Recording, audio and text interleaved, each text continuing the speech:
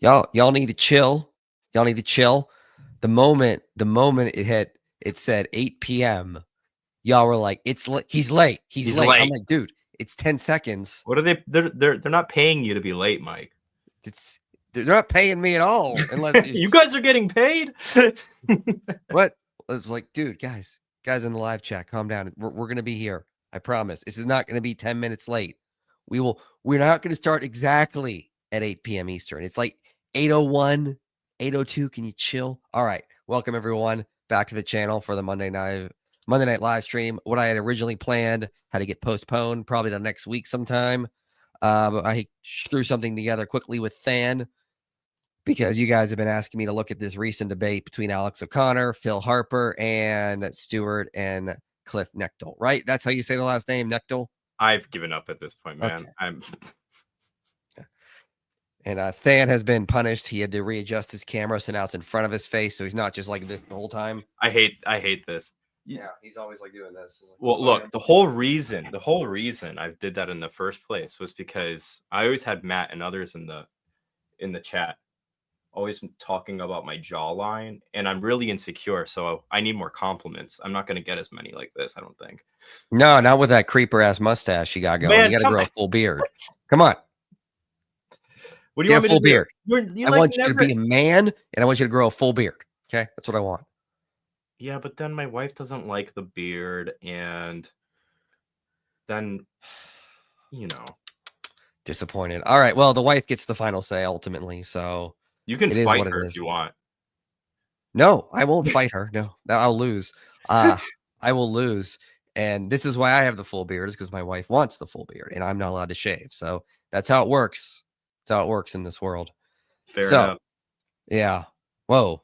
Watch out for that. You just like your audio jumped up when you were drinking from your water bottle. Anyway. Really? So this debate happened last month, and a lot of people were like, you should review it. You should review it. And everyone was reviewing it. So I'm like, I'm not reviewing it. Everyone's reviewing it. And then I was like, well, what we could do is, instead of doing a traditional review, let's go through the opening statements of both sides and this is what Cliffe and Stuart should have said, because I've seen a lot of the reviews. I know they're not philosophers. I don't think that's a good excuse. If you're not a philosopher, don't go into debate with philosophers. Yeah. Not even that. If study philosophy, I get that they're not philosophers, they're preachers, but I don't think that's a good enough excuse for the poor performance. They should have actually studied philosophy if they want to do more of these kinds of things. They've done prior debates on similar topics. So, get a good grounding. I mean, like, if you're a Christian, just pick up Philosophical Foundations for a Christian Worldview. Spend a month, read through that, get a good basic philosophy understanding with that, read some more philosophy books, then go into a debate like this. Just going into a debate with their arguments, it did not make the Christian side look good. And I think in terms of rhetoric, the atheist clearly won this conversation. What were your thoughts? Yeah, I mean, so I really like Cliffe and Stuart. I was really frustrated listening to this debate because, just like you said, I mean, you don't go into a debate with somebody like Alex O'Connor and Phil Halper and not know philosophy.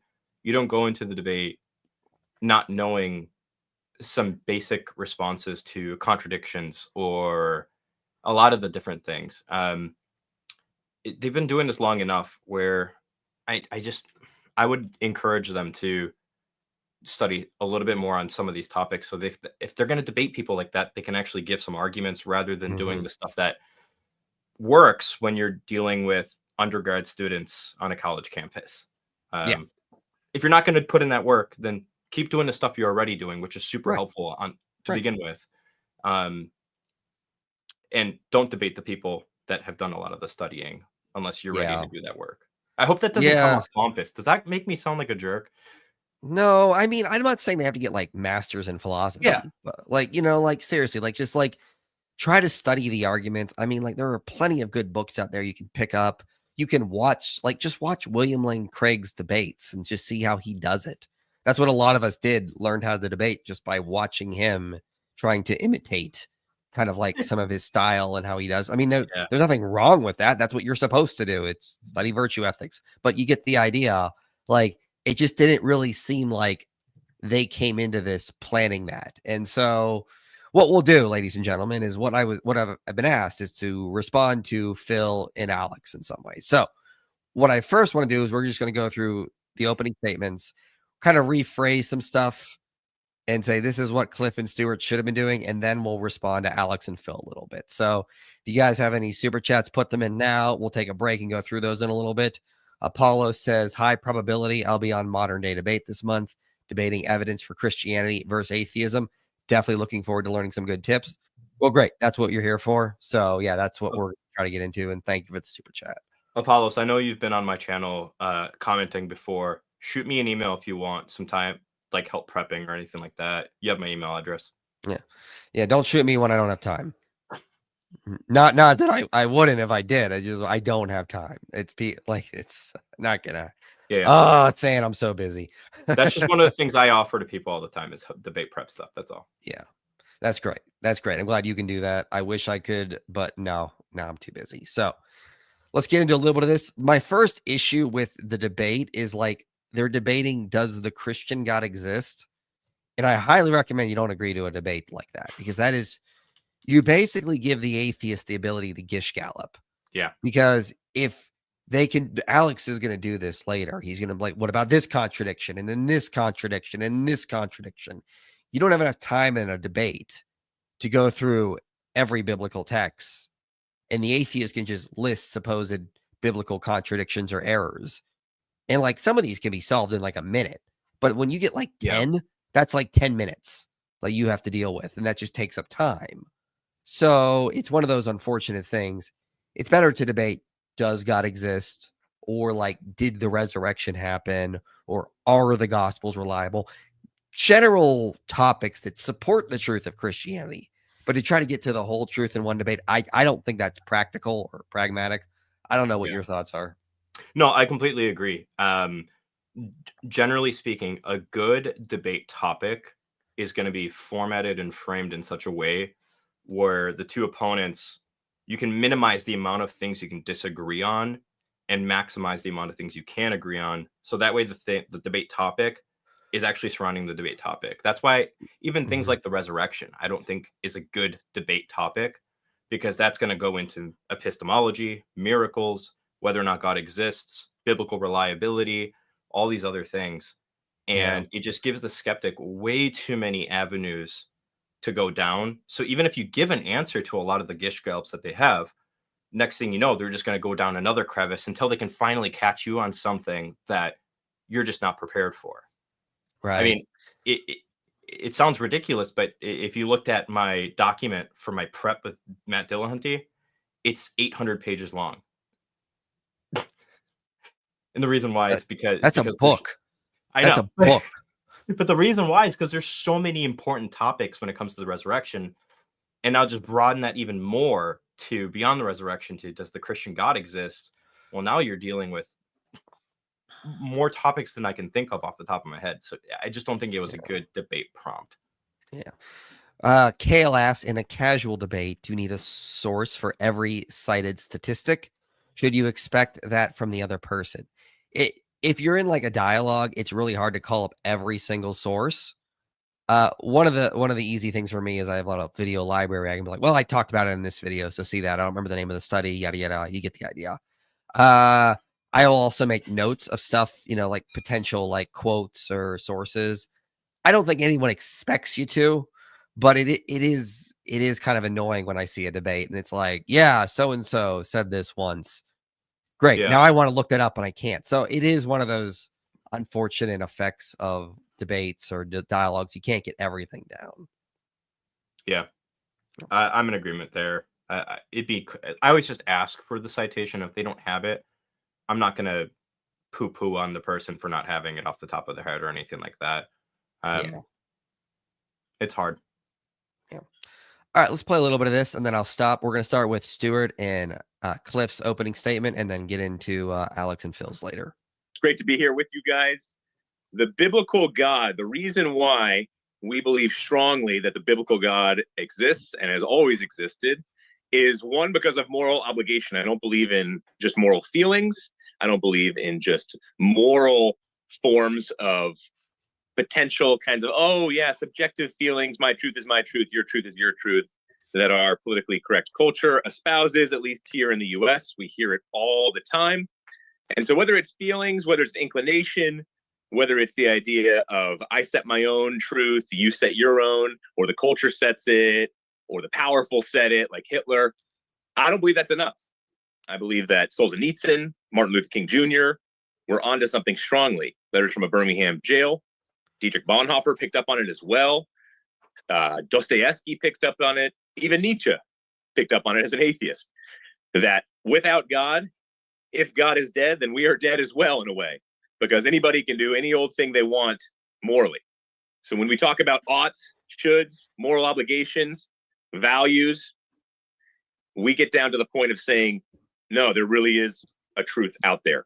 And I still have not heard a good response to that argument. Second point would be, I think. All right, we'll stop right there. There's no argument there, unfortunately. He's just sort of saying like, well, under theism, Yeah. There's truth and there's objective moral oughts. Okay, but my first question is from sort of like outside perspective is, how do you get there? Like, first you need to actually argue for objective moral values and duties, and then you need to show how that points to theism. The argument it seems we're getting from Stuart here is, yeah, there's under atheism there's nothing, and under theism there is truth and oughts. I mean, like, what does that mean though? How do you flesh that out? Do we have any premises? How do we get there? Like, come on, give me something. Right. And I don't know where you are on this, Mike. I'm personally even just like skeptical of moral arguments in general. I think you can ground morality in God's existence and say this would be the best explanation. But the attempts to just say that atheistic moral realism is logically impossible or metaphysically impossible. When I look at the arguments, I'm just kind of like left wanting, and I have every reason to want them to work, right? Because I'm a Christian, but I think there's better arguments out there. Sure, I agree with you. That's not my go-to argument in a debate for God's existence. I'd prefer to just like debate the moral argument if I'm going to do that. But I mean, like, the first thing you got to do is they need to establish their objective moral values and duties. I'm not sure what Alex and Phil's positions are. You can do that arguing from moral intuitions, the need for justice, the fact that the way they manifest in nature seems to be objective.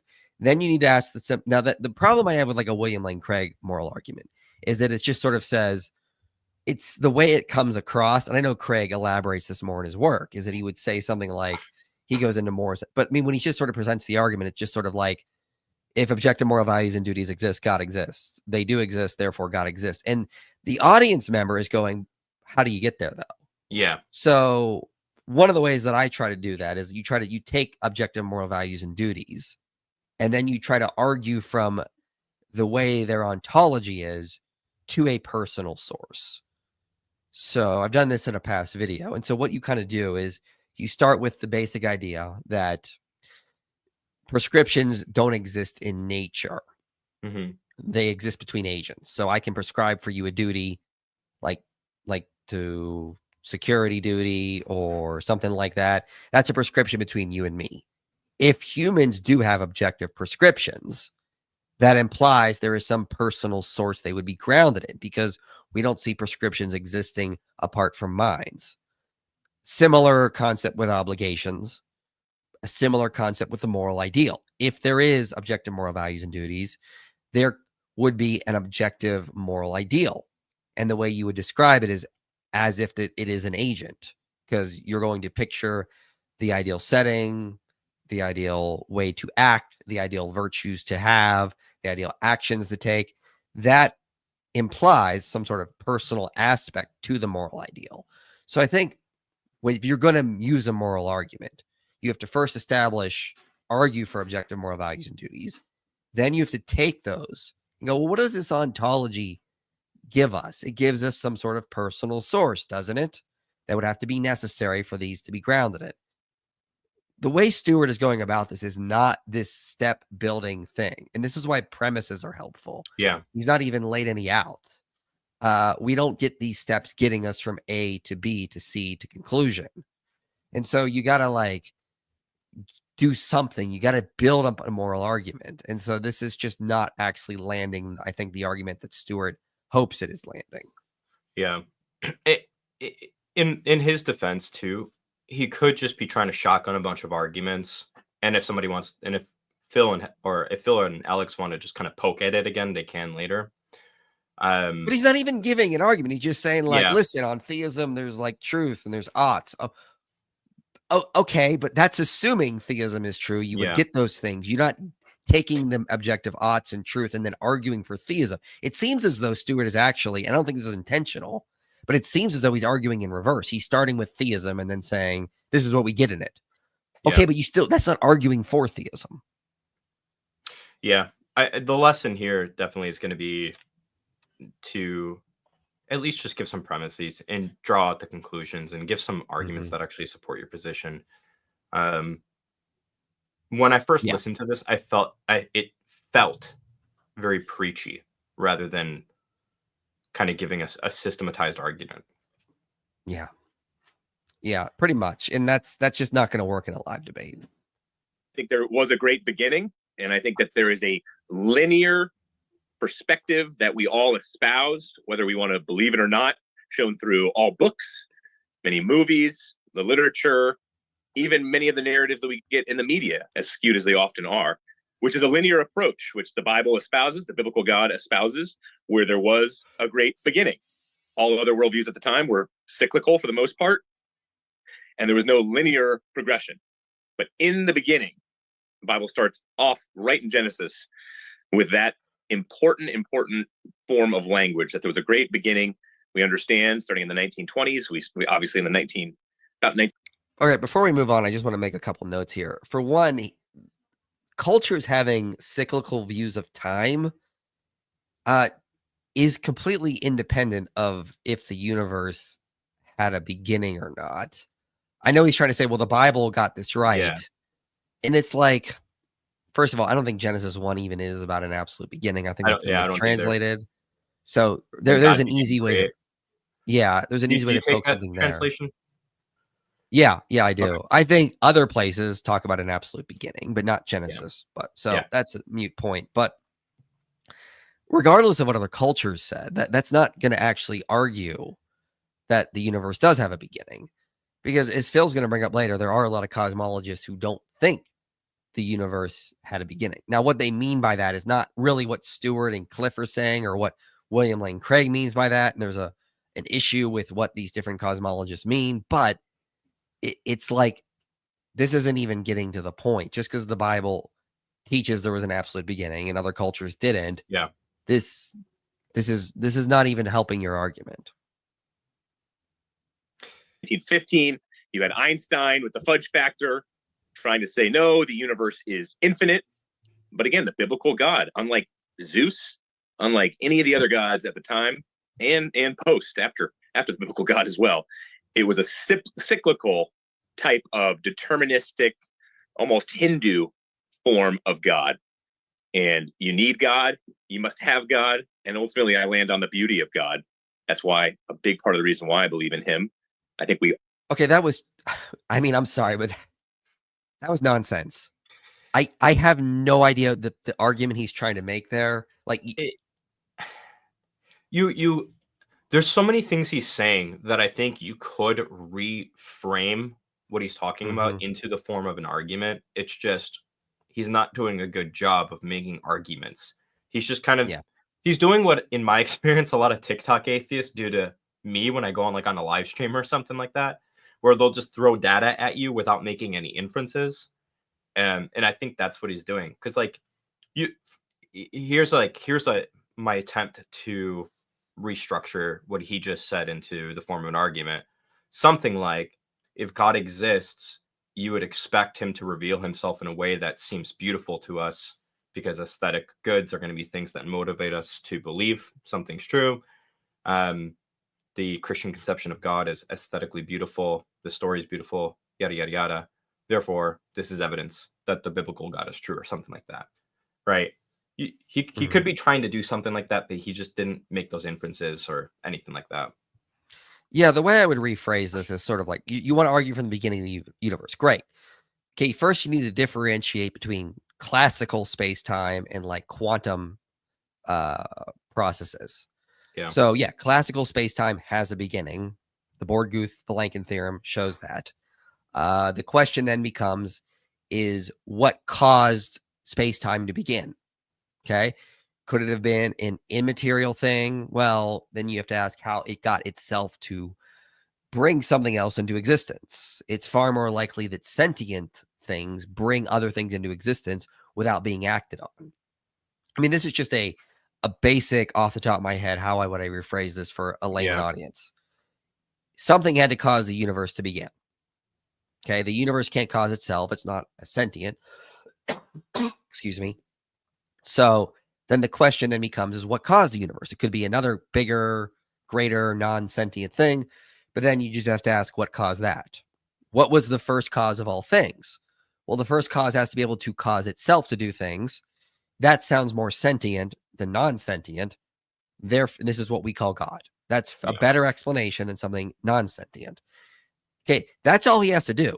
He doesn't have to mention ancient culture's view of time. He doesn't have to mention the biblical view of time necessarily. He could just talk about, hey, looks like there was a theistic cause here.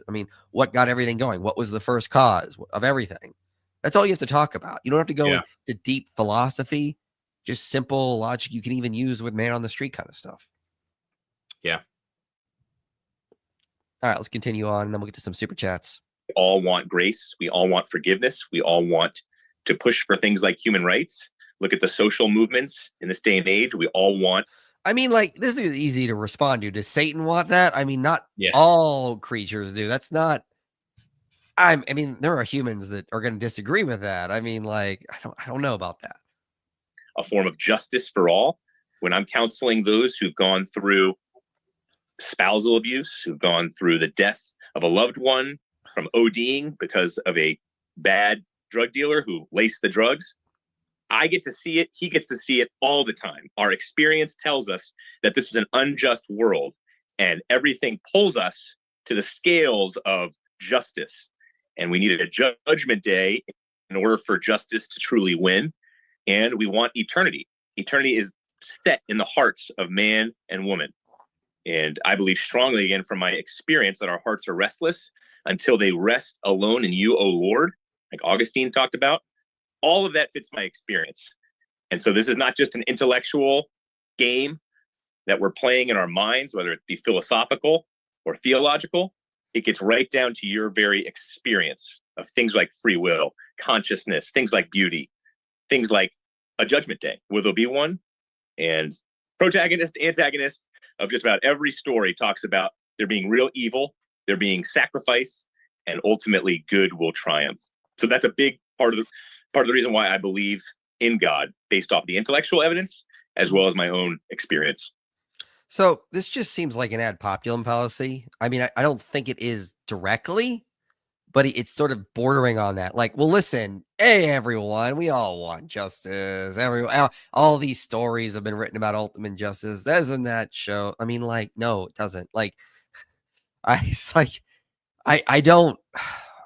don't think that logically follows, because just appealing to the popularity of something doesn't mean it's true. This is one of William Lane Craig's big points, that if the Nazis had won and brainwashed everyone into thinking Nazism was true, that doesn't magically make it true. And Stewart's just seems to be, everyone likes justice. Come on, you guys got to also like justice. In Christianity, we got justice. Therefore, it's true. I mean, like, what?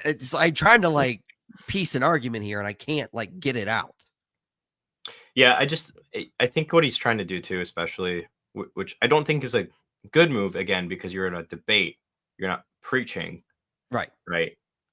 He's trying to like cut at the hearts of people, at the hearts of the viewers, and all this other stuff. If you do that in isolation, you're not making an argument. Still, it's okay if you want to do that, but make the inferences, put in everything else. Yes, I actually agree. It's not just a philosophical game or a theological, intellectual game when you're doing this stuff. You have to bring in your own experiences, and your intuitions and your emotions, actually, I don't think you can actually reason about this stuff if you ignore it. But I think you have to do both at the same time and make them work synergistically. I just wish he would have done that. Right. Yeah, this is why it's important to write out your opening statement beforehand, because I mean, like, you're just going to kind of ramble on in these kinds of things, and Yeah. you're not going to give some coherent reasons to believe in God. So far, we just sort of got everyone likes justice. Christianity got justice, so it doesn't sound good. And, we also have got truth and oughts, and hey, something had to bring the universe into existence. It's like we're not getting real reasons to believe in God. We're just getting what seems to be come across as personal feelings, personal opinions, and hey, we're just think it sounds better over here. And that's just it ain't gonna work, guys. Yeah. It sounds like you're trying to sell somebody something, not convince them that something is true. Yeah. Cliff's big podcast was with Logan Paul, so he didn't face complex theological questions. But I like Cliff. He's like today's Billy Graham. Yeah, I thought it was great he got on that podcast. I mean, that's where he can be preachy. This is where you got to be more formal, get your arguments out, argue this is the most logical, because that's what people come to debates for, not to hear a sermon. Thank you for becoming a channel member. Yut. Cool name. I asked Alex a question in the debate, first in the Q&A, and Alex states that he stays away from Islam for safety reasons and less interest. David Wood already did a video on this that I completely agree with, but I'm curious your thoughts. Yeah, I get what he's coming from. My one concern, though, is that old saying, like, first they came for the communists and I said nothing, then they came for the libertarians, I said nothing, then they came for me and there was no one left to speak. And it's like, with the terror that Islam is wreaking across the world and what they want, I mean, like, you got to speak out, because if they got too much power, we're all in trouble. And this is what the argument I was trying to make to atheists a while back is like, at some point, we're going to have to set aside our differences and go after Islam, because they want blood. They want children. I mean, we got to do something about that. And so far that's fallen on deaf ears, but, yeah, I understand his safety concerns. Maybe get somewhere safer. Then if that's a real issue, if you can't have free speech because of a safety issue, I would recommend you get somewhere safer. Like, yeah, get out of Britain. Man, that country, man, I don't know what's going on. Sorry if that got way too spicy there, but I've heard I have some friends that live there, and I get it, but right, I agree. Yeah, they need to do something over there. It's gonna be bad. Yes, but if you consider a redactor who later changed how the universe was created, yes, the redactor, the legendary redactor, got together and was able to change that. Of course, you got us, Rami. Well said, sir. Based Autistic also asks, what is better than Strong's Concordance for Greek? I have Brown Driver Briggs. Would love to have better understanding of the original Greek. Yeah, I don't know off the top of my head. I always recommend. So this is Old Testament, but I always remember this one based off of the Old Testament one. So there's Halot for the Old Testament one. So it's Hebrew Aramaic lexicon of the Old Testament, and then BDAG, which is the Greek English lexicon of the New Testament. And there's another part of that title. I think it's in other early Christian literature. I think it is. There's a bundle I think you can buy too somewhere. So just look up Halot, so HALOT/BDAG, and you should find it. I had mine for like $250. Let's get back to the video, then we will get to some more super chats here in a minute. Let me close this one. All right, here we go. Thank you very much. We'll kick it over to Cliff for the remainder of their opening statement. The reason that I believe in the biblical God is, first of all, I believe that non-existence cannot produce existence. That's absurd. Secondly, I don't think it's possible for chaos.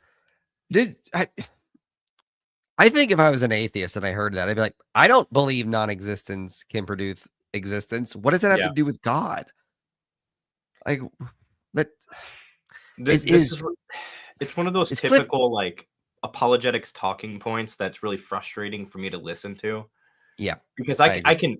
I can guarantee you, again, like you said, if I was an atheist, I'd just jump on that because 'cause I'd be like, "I never said I believe that." Maybe I believe in some, like, Oppian initial state. Maybe I think it's a quantum fly, whatever it is, right? Like, Right. atheists have models of reality that they put up all the time, and so, yeah, it's Yeah, this is quite like if an frustrating. atheist said, "The reason I'm not a Christian is I don't believe that Satan put a bunch of dinosaur bones in the 6,000-year-old earth to fool the Christians." Like, no, most Christians don't believe that. Like, likewise, I don't know an atheist that believes non-existence produces existence. It's like that's Richard just Carrier is one. He recently argued that oh nothingness god. produces chaos. Never mind. I apologize. Maybe Cliff is onto something here. Yep. All right, let's continue on. Chaos to produce order. That's ridiculous. Thirdly, I don't believe that it's possible for the rational to be created by the non-rational. The rational points me to a rational creator. Next point is, I don't think that meaning comes from matter or So that point about rational, there is an argument. Yeah. I think C.S. Lewis started it that it sort of like takes the evolutionary argument against naturalism to like another step that argued that the reason there are rational minds. I forget how it actually goes.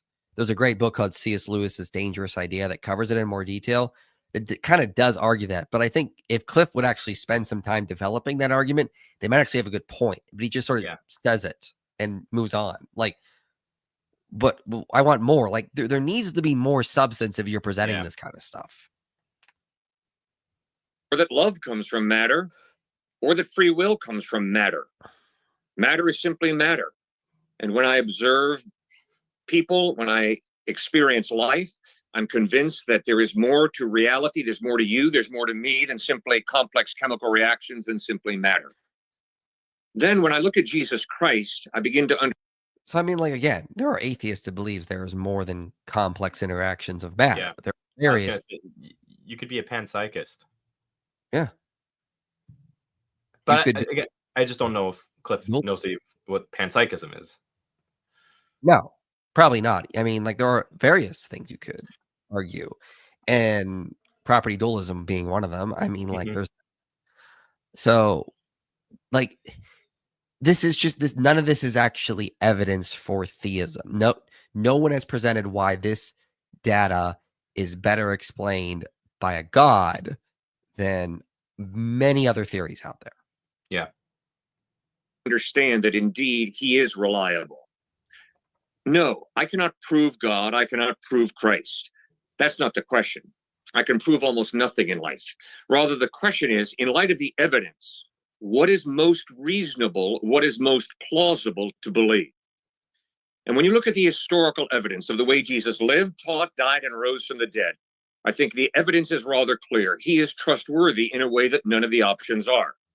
Whenever I struggle with doubt, and I regularly struggle with doubt, I go over some of the points that I've just made, but I also go over the alternatives to Christ, be it materialism, atheism, evolution, agnosticism, Hinduism, Buddhism, Islam. And although there are points that can be made on behalf of all of those options, those points are nothing when it comes to credibility, when it comes to reasonableness, when it comes to reliability that support Jesus Christ. He lived a sinless life. In my Okay. So Cliff is explaining what he should be doing instead of Yes. actually doing it. Doing it. Okay, so he just wasted that time. He should have been like, here's why Christianity is more reasonable than other options.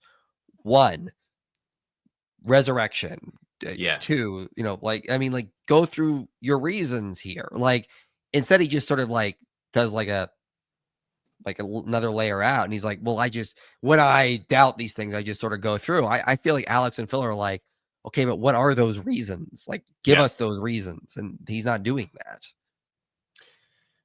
Yeah. This is one of those moments where I was listening to this again today, to prepare for this, and I was like, Cliff, you're so close. I was actually so excited because like I agree with him. I don't think you can prove much of anything in this life. I'm a probabilist about most of everything. And then he's like, given the evidence, what is the most reasonable thing to believe in? All this, like, I'm like, oh yes, Cliff speaking my language. And then he drops it again, and I'm like, darn it, man. I wish he Yeah. would have started that line from the beginning and then gone into the data and why those data points are more expected on the Christian God hypothesis versus any of these other competing theories. Because I don't know, and I don't know if Cliff is doing this on purpose or not, but one of the things that he's doing that I think is actually really important to do is realizing that probabilities are going to be relative to other hypotheses. And so how probable Christianity is true is going to be relative to the other competing logically exhaustive and mutually exclusive hypotheses, which is why Alex in this debate can't just plead agnosticism, which is a point that comes up later, right? He has to put up a different theory if he wants to say that the probability of Christianity is really low. You can't say that Christianity doesn't occupy enough probability space when you're not even going to put up other things that occupy more probability. I don't know. I'm getting way too ahead of myself here, but there's all I'm trying to say is Cliff does a lot of stuff that it's like it's on the mark, and then he falls way off again, getting into like the standard preaching to college student things that he does. And I see it though, and I'm like sometimes I just get really excited. Yeah. So when you get, ladies and gentlemen, when you're in a debate, don't do this. Give the reasons why you think Christianity is true. Don't just say, I think it is, and I've looked at other stuff, and I when I evaluated them, like I've come to the conclusion Christianity is true. Great. But Now tell us why. Now tell us, like, what are the reasons? Best moments. I wish that I could live like Jesus. By the way, the reason I'm on the screen there is I will be debating Lawrence Krauss. Finally, James has been trying to put that together for like years. He's like 3 years ago, I think he wanted to do it, and like it's finally happened. Next month. So, yep, yeah, I gotta get ready for that. Yep, should be fun. Should be fun. But I failed miserably. He taught amazing teachings. Robert Coles, professor emeritus at Harvard, pointed out that all the teachings on ethics over the past 2,000 years are simply footnotes to the Sermon on the Mount. Yeah, I don't agree. I don't think I can agree that all of ethics is. I would like for that to be true. I don't think I can say all of ethics is footnotes on the Sermon on the Mount. I don't know where he's getting that from. He's some Harvard professor. Oh, I looked up the Harvard professor. He's not a philosopher. He's like a psychologist or a sociologist or something like that. He's not a philosopher though. So that's one of the things you hear with if you get a master's in philosophy, you go, oh, yeah, I don't know about that. I think Cliff is just trying to make a poetic sounding point here. But again, you're in a debate. Poetry doesn't score points. Yeah. And if you're going to talk about ethics, cite philosophers. Yeah. He not only lived an amazing life, not only taught an amazing life, but he died an incredible death. At the moment of his most excruciating pain, instead of cursing his enemies the way I would have, he prayed, Father, forgive them, for they know not what they do. But fourthly, and most importantly, not only did he teach amazing teachings, not only did he live an amazing life, not only did he die an amazing death, forgiving his enemies who nailed him to the cross, but fourthly, and most importantly, the historical evidence is 3 days after he died, he rose from the dead. So due to that evidence, I am convinced. Wait, but Cliff, what evidence? Cliff, you forgot to give the evidence. The evidence is that he rose from the dead. But it's, dude. So it's like, it sounded like he said, like, look, there's all this great evidence that Jesus rose from the dead, and due to that evidence, we're right. Anyway, next topic. It's like, yeah, no, buddy, you could list a little evidence. I mean, watch Craig's debates on the resurrection. He does that. Watch Than's recent debate. He lists a bunch of evidence. You can do that too. I believe in you. That Jesus Christ is reliable in a way that none of the options are. Now, there are two good reasons that I know of to reject the biblical God. The first one is my pride. It's when I heard that I stopped the video. I was like, all right, I need to just take a break. That was no, don't do that. Yeah, Don't do that. it's what I said earlier, where it seems like Cliff is trying to win people, like tugging at their heartstrings instead of making a robust evidential case. Yeah. And I mean, like, it just comes across as like, listen, the reason you don't agree with me is because you're prideful and sinful. How dare you? It's like when atheists say, the reason you don't agree with me is because you are theologically motivated and you are afraid of the truth and you're Yeah. lying to yourself. It's the exact same think thing. the Gospels are reliable because you're an inerrantist. Yeah. Like, it's just the poisoning of the well is not good. Don't do that. Maybe this is a good time to bring this up. One of my biggest gripes about this debate is it seems like Cliff does a lot of stuff during this debate to almost position himself in a way to like make him more likable, right? Because he's like, oh, I have doubts all the time, and you know, all this other stuff. But then he just kind of like reverses out of that really quickly and then goes into stuff like that again, what he just did. And I'm just, yeah. I mean, it's the same thing. I watched the Mike Licona Dennis McDonald debate, and like in Dennis McDonald's rebuttal, he's like, I think you're theologically motivated, Mike. Great. None of that shows Mike Licona is wrong, Dennis. Like, yeah, and that's just poisoning the well. If you knew anything about philosophy, you wouldn't have made such a bad argument. Like, Cliff is doing the same thing, just the Christian version of how the bad argument, whoever makes it. Yeah. My pride dictates that nobody is going to tell me how to live my life. And I have a deep resentment towards anybody or anyone who wants to tell me how to live my life. But I've got to get over that pride, and I've got to be willing to face reality. And if reality is that God really exists, it would be wise for me to listen to God and not to have such a knee-jerk reaction that in my arrogance and pride, I cannot obey him. I must be king. I must be God of my life. And it's that pride that I understand, because I struggle with it, that I'm afraid is the primary reason that people are atheists or agnostic. And it's the primary reason that I, as a follower of Christ, struggle with doubt.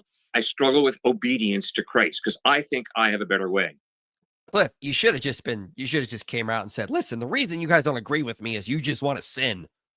Like, just say that. That would have summed up all that and what you were trying to say. And it would have given the exact same message. Like, I have to let go of my pride. Do you see how humble I am? I'm very humble. It's like, again, in my thing I would say to Cliff is like, Cliff, do you hate it when atheists go, you only believe that because you want God to exist? You're theologically motivated. Yeah, you just as annoyed when it's said to you, why are you doing that in reverse? Don't do that. And then, of course, there's a problem of evil. And some of my atheist friends say, yeah, that's really why I can't accept the biblical God, because the problem of evil. Friends, if there is no God, there is no problem of evil. There's no problem of good. There just is. Everything just is. And it's all relative. It's all subjective. And to talk about an axiomatic morality is not acceptable for me because it's essentially moral relativism. It depends who you trust to define what's axiomatic in morality and what's not. Okay, so it seems as though Cliff is just appealing to consequences here. Yeah. Like, if God doesn't exist, I mean, like, moral relativism. There are plenty of atheists that are moral relativists, and they're like, okay. Yeah, like, exactly. we've already worked that out, buddy.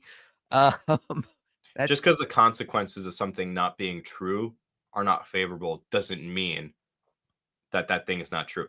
For instance, the consequences of me eating a whole entire cheesecake is going to be me gaining some weight. That's not favorable, but that doesn't mean it's not true that the caloric density of the cheesecake is going to make me fat. In the same way, if moral realism is false and the consequences are Hitler is just as right as I am, that doesn't mean that I'm right or wrong. It's just a consequence of whatever that conditional thing is. The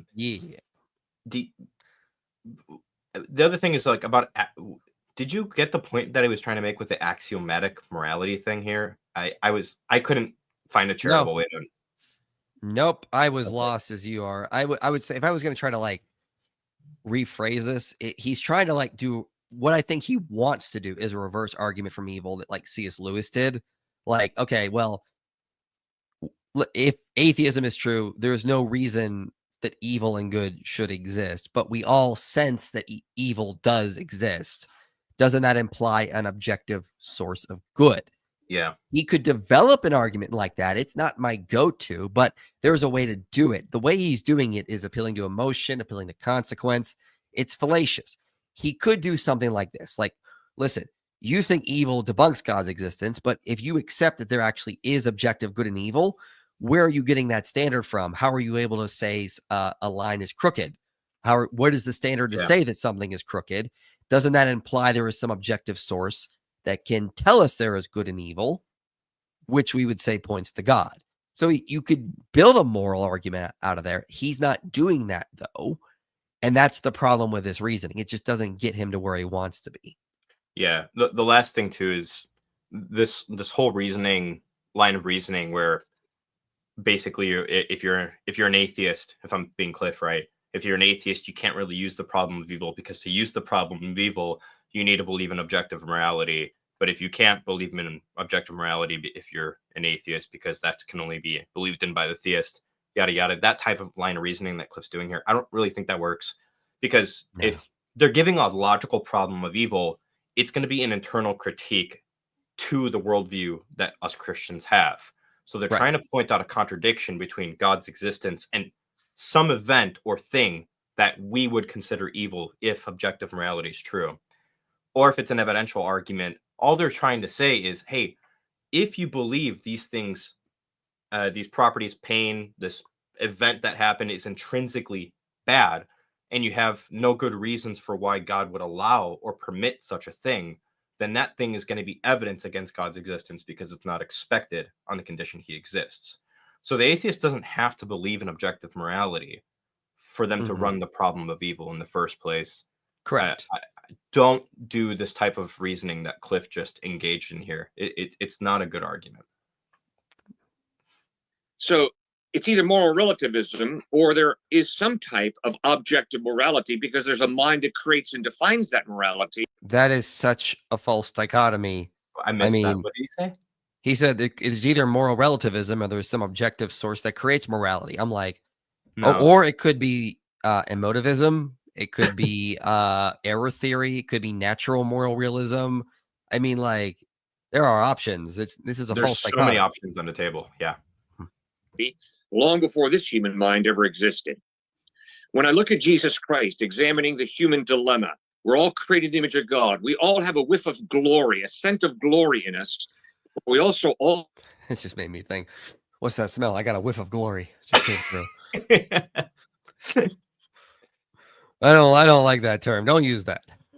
all have a real fascination with evil that comes from our pride. It comes from our feeling it's necessary to be number one.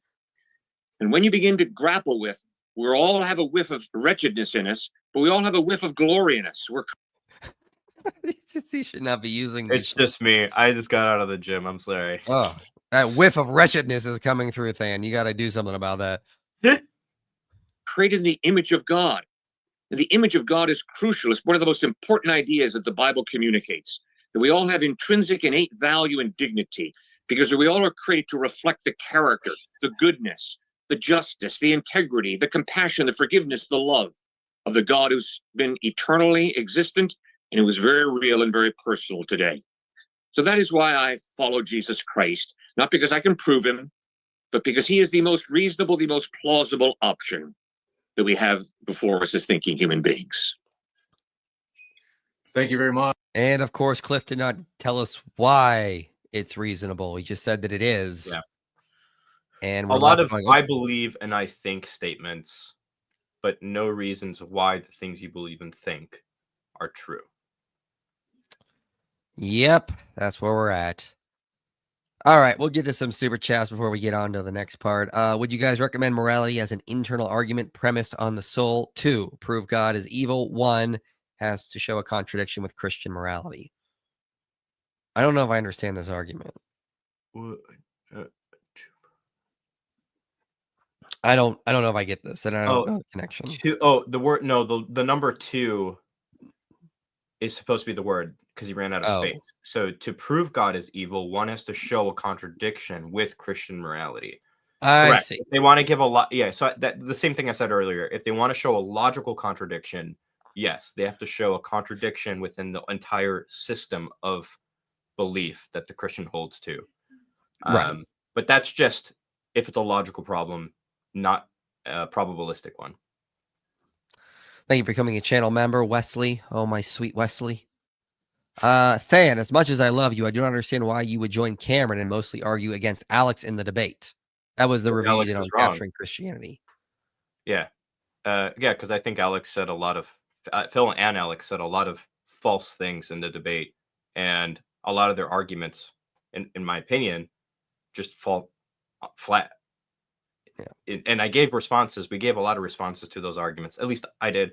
There's a lot of stuff I didn't get a chance to go through on that stream, but like I said, I think Alex and Phil both made a lot of mistakes. I think they're both great thinkers. I'm not talking smack about them here or anything like that. I think they're both great thinkers. I just don't think the arguments that they put up blow through. And so I went on Cameron's stream to respond to those arguments. Cameron didn't want to cover Cliff and Stuart's performance. So that's nothing to keep in mind is he was a guest on the channel. He didn't decide what clips they were going to look at. That was Cameron. Go take it up with Cameron. Don't you attack Than. Only I attack Than. Okay. Keep that in mind. Thoughtful Faith says, hi Than, it's your Mormon friend from the Jubilee debate. You have a Mormon friend? You're fired. We don't allow Mormon friends here. He's an acquaintance that I'm converting very subversively. You see? Now this is okay, well, I guess spoiler alert. On the Jubilee thing, or I guess for people that don't know, there's a 25 Christians versus 1 atheist thing that was recorded with Jubilee. I was on it. Alex O'Connor was the atheist, and Thoughtful Faith was a Mormon that was on the panel. What does he say though? It was really sad to see how bad Cliff did at the debate. I wish you and Michael had done it. Yeah, I mean, I asked Alex if he would want to have a formal debate together, but unfortunately, I'm kind of a nobody. Maybe he would do it if you and I paired together, Mike, and him and somebody else, but that'd be fun. Maybe in the future or something like that. Yeah. Yep. It's rather unfortunate. But I mean, like, I think Cliff and Alex had set this up, so that was on them. Yeah. IP, can you get a low taper fade? How old do you think I am? Do I look 18, sir? Dude, you're only 4. You're 40 something, aren't you? I am not. How dare you? I'm younger than that. Now I'm offended. No, Nice. You're wrong. I'm not. You're not getting to know now. You guessed too many wrong. I'm 31. You cannot be that much older than I am. I am much older. Anyway, no, 50? I cannot. No, that's it. You're off. You're off the stream. We're gone. Now it's just me. Than's gone. That's enough of that nonsense. Oh, no, I'm not 50. I'm 39. So, what? Yeah, when I was graduating high school, you were still in what? 8 years, man. You could still 8 years of a difference. You can. I'm planning on rocking this until the day I die, man. I'm not getting a low taper fade because I'm old, and I will. Not going to try to fit in with the young people. You should get the high and tight with the curls on top, the broccoli hair. All right, you're off the stream again. Next, let's say. All right, how do you read 1 Timothy 6:1-2 and not say the Bible isn't pro-slavery? Let me pull that up.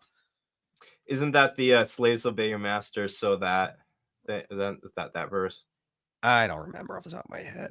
Let all who are under a yoke of bondservants regard their own masters as worthy of honor, so that the name of God and the teaching may not be reviled. Those who have believing masters must not be disrespected on the ground that they are brothers. Rather, they must serve all the better, since those who benefit by their good service are believed and beloved. So, I mean, like, Paul's working within a system. You go to places like Ephesians 5, he actually tells masters to treat slaves the exact same way slaves treat masters. So I think we need to take that into consideration there, that Paul is saying everyone should treat everyone equally in his larger teaching here. He says, for example, regard to the masters as worthy of honor, so the name of God and the teaching may not be reviled. Basically, he's saying, hey, if you're a slave, let's not like do something here that's going to make them hate us. We're supposed to be good examples for Christ. Christ became what was essentially a slave and served us.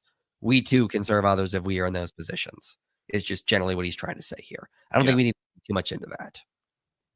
And I think that's what a lot of modern skeptics do. They read way too much into those verses.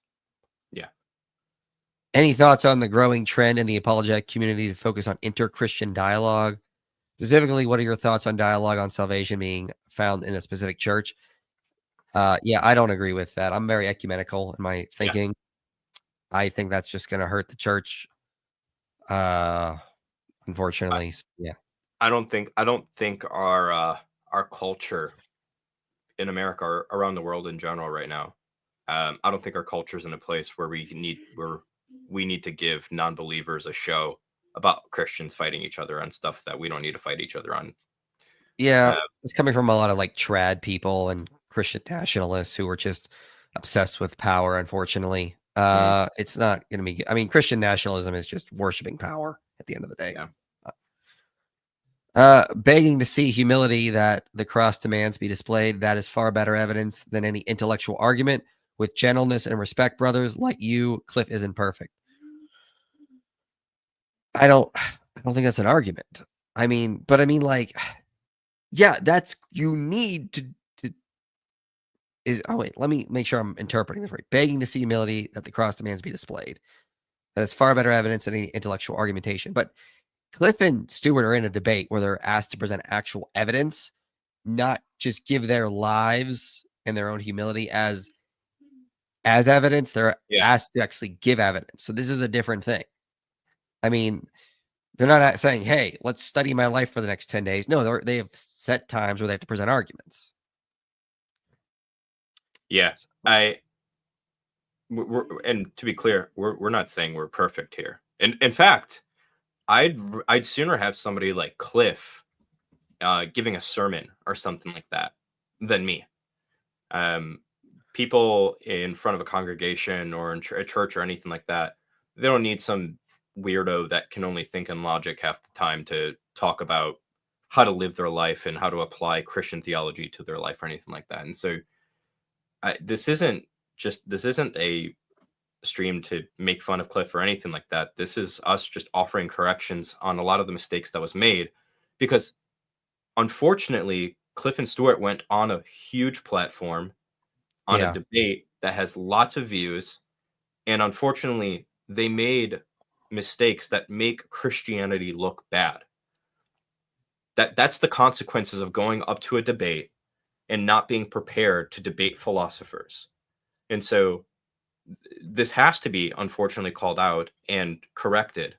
This isn't us just doing something just to make fun of people. If it's coming off like that, that's not where their intention is. No, not at all. Which is a better approach, possibility or probability of God's existence? Does probability include certain requirements where a probability is just by chance? Well, the better approach is always going to be probability, because anything is possible. I mean, it's possible Than's a woman. It's probable Than's a woman. No, I'm kidding. But I mean, like, yeah, it's obviously you want to argue for probability at the end of the day. I meant to say of God's existence, not, we got that. No worries, man. No worries.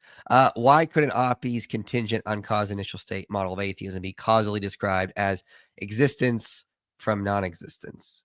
Because I think Oppie argues that it was eternal. It's necessary. It didn't come into existence. Depending on who Oppie's talking to, right?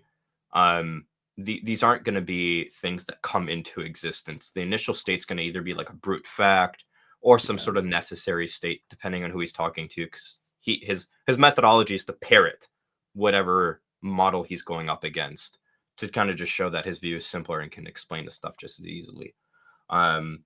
So it all depends who he's talking to, but it doesn't have to be causally described as existence from non-existence, because this is a brute fact. View on Joe Schmid. Love his books, recs, and recommendations and channel. Well, I'm mad he has not changed his last name to Schmo.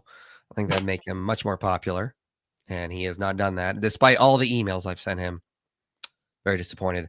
I think he's a great guy. Him and I had a conversation on the contingency argument on the gospel truth, I think like 2 years ago. It's a great conversation. And, you know, you can check that out if you want. Cliff's opening sounds like a powerful church sermon. Powerful church sermon. If it wasn't a debate, it'd be really good. Exactly. Yeah. There's a time to give a sermon. There's a time to debate. You got to put on different outfits for those. Thank you, channel member. Great content. Thank you. Much appreciated. All right, let's get into the meat and bones of what Phil's going to argue here.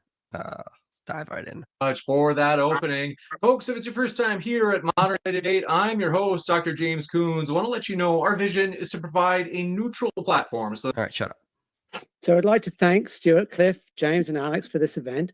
And I'll start with an argument I published in the International Journal for Philosophy of Religion called The Expanded Problem of Animal Suffering. All right, right then and there, Phil is already playing the rhetoric game well. Yeah. He's like, listen, I have published in philosophy journals, and I'm going to present a great argument. I mean, like right there, the audience is like, oh, this guy is sophisticated. Yeah. He's got his crap together. Here we go. So point for Phil there. Just to let everybody know too, because when I was on Cameron's stream, people were complaining a little bit that I haven't responded or talked about Phil's paper that he published. That was a really recent paper that he published. And so for anybody interested, I am working on a response to that paper at the moment with some philosophers, and just be on the lookout for that at some point in the future. It'll probably be a video. Cool. We all know the standard problem of suffering. If God is all powerful, he could prevent suffering. If he's all good, he should want to. So why is there suffering? Now, one traditional answer from Christians is that suffering came into the world because of human sin. And indeed, that's what Cliff frequently appeals to. However, science has discovered that animals have been suffering for hundreds of millions of years before humans ever existed, which strongly undermines this key Christian argument. Science has also revealed that the very engine of our creation involves mass extinctions and the brutality of evolution. Why would God choose these violent processes to get to us? And why does he command and commit cruelty to animals? In Deuteronomy, God orders those of a town who advocate worshipping a different God to be put to the sword, but not just the people, but also their animals. The same for the Amalekites. God orders their destruction, including their animals. God drowned almost all the animals in the world, including puppies and kittens, because of human sin. In the 10 plagues, as well as killing all the firstborn Egyptian domestic animals, he turns the Nile into blood and all the fish drown. Jesus exorcises demons into a herd of 2,000 pigs who then run off a cliff and drown. It seems the biblical God loves drowning innocent animals. Now, right now, there is a mass extinction event. All right, so right then there's a lot there to sort of unpack. I don't think this is a straw man because he says he's responding to Cliff's arguments or beliefs. Great. But I mean, like, we can easily say not all Christians believe in a global flood. Yeah. Right then and there. Not all Christians believe that these Old Testament passages, like he mentioned, like he alluded to, 1 Samuel 15 is literal. I've argued it's hagiographic hyperbole. It's not literally causing to kill everything. I think I'll let Than dive into this some more, but I think one of my biggest problems with Phil's argument is that it implicitly is assuming utilitarianism. This basic idea that what is evil is causing suffering and what's good is maximizing pleasure. And my first response is that is not justified. Yeah. There's some issues there. Why would that be the case? It seems as though this is almost appealing to emotion because I don't necessarily think it's wrong to kill animals. I think that is an unjustified assumption in Phil's argument that he's just sort of thrown in there without actually justifying it. Yeah, I'm not going to.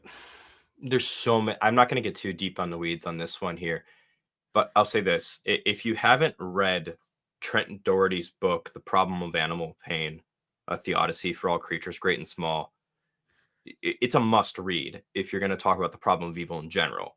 But this is about the problem of animal suffering. And so, again, Phil's making an argument against what Cliff and Stuart, what he thinks Cliff and Stuart believe. That's fine, like you said. there's a lot of other assumptions that go into the argument, though, because like what you're going to expect if God exists is not going to just be in virtue of God existing. It's going to be in virtue of the combination of God's existence and some sort of value theory. What do you think is value? Right. What values are going to be action informing? Is it just going to be moral things? Is it going to be aesthetic things? Is it going to be alethic things?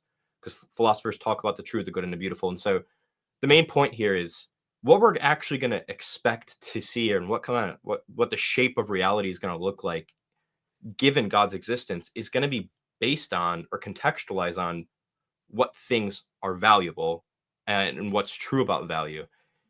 And so, yeah, you're right, Mike. It seems to kind of almost assume this pain and pleasure value system, but predominantly I would argue that some sort of other value theory is going to be true, especially if Christianity is true, where things like Yeah. moral exemplarism is going to be a super valuable thing, and all sorts of other stuff. And later on, obviously, then they're going to get into a debate about animal afterlife stuff and all this other stuff. But there's so much to get into on this. Yeah. I mean, we might like, be yapping, unless you have something you want me to say. well, the main problem with Phil's argument is that he's assuming a value theory is like utilitarianism is what Christianity teaches. And I know very little Christians that have held to that. And I don't think you get that in the Bible at all. I mean, if this is supposed to be an internal critique, which is what they say later in the debate, this doesn't work because that's not the value system of Christianity. Now, you may, if you're making an external critique, you'd have to actually argue for that value theory, utilitarianism, and then say, well, Christianity is not compatible with the objective value theory. But Phil doesn't do that. His argument is, and this would be very easy for Cliffe and Stuart to undercut this, going, you've assumed a value theory, you've not justified this. They don't really do that later on, but it'd be very easy to just undercut this so quickly just by pointing that out. Yeah, just to add on to, even if they argue for that value theory, the thing is that them saying, look, the shape of reality doesn't match the conjunction of God's existence and this value theory that I'm presupposing or arguing for, therefore God doesn't exist. That's wrongheaded because you can't there's an underdetermination of the evidence there. You can't just isolate God from that value theory. What you're actually disconfirming is the conjunction of those two. But if you replace that value theory with something else that predicts what reality looks like, then you're confirming that. So there's a lot of messiness that goes on here that I think is taken for granted. I don't think on Phil's behalf, because I think Phil's pretty smart. He knows what's going on here. I just think that Cliffe and Stuart aren't kind of equipped to see the moving pieces of the puzzle that are going on there. That's all. Right. I agree with you there. So continue on. At the hands of humans is primarily because we eat meat. Now, God could foresee this tragedy and tweak our diets to avoid it, but he didn't. Why not? Now, these issues are easily resolved if the biblical God is false.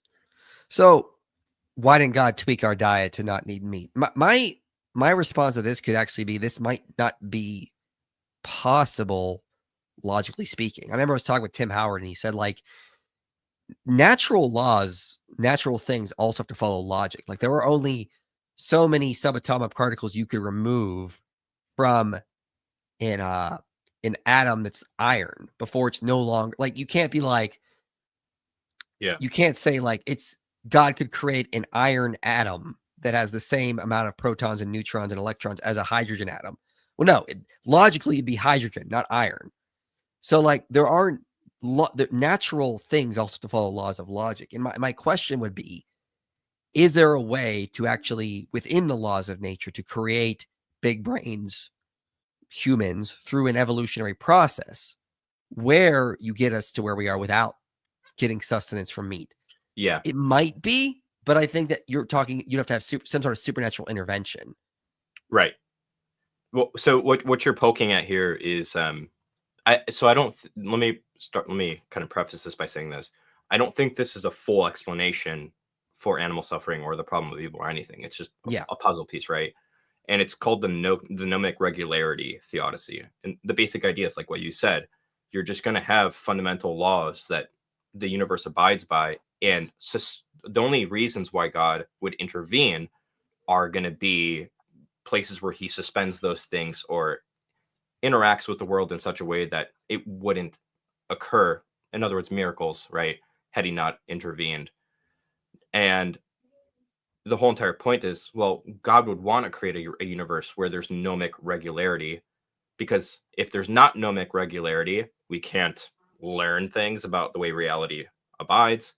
I Yeah. wouldn't be able to really access too many moral truths, because if there's no more gnomic regularity, if I punched Mike in the face maybe one time, he'd really like it and ask for more. And then the next time, because there's no gnomic regularity, he turns into a blueberry, right? That's the example you want to go to. Ooh, Mike It- likes being punched in the face. Like, sick want me to- man, sick.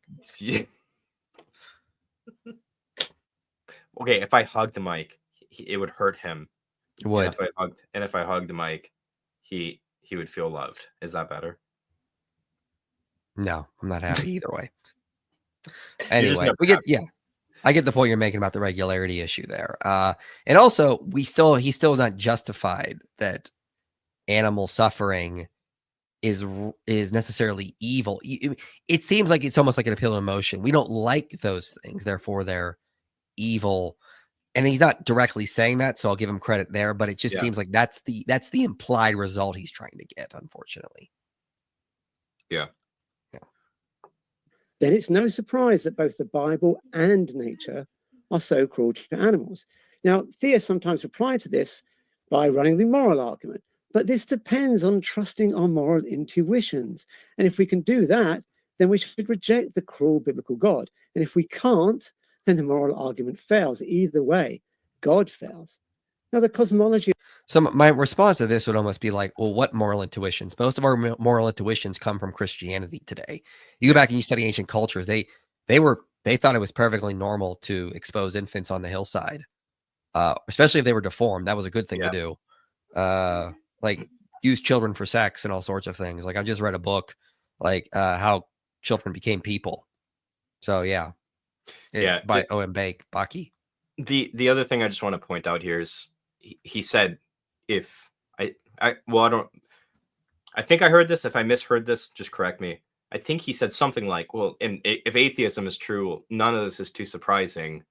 And that's one of the things that I brought up in my stream with Cameron, which is, well, that's not really true. Atheism says nothing about reality other than God does not exist.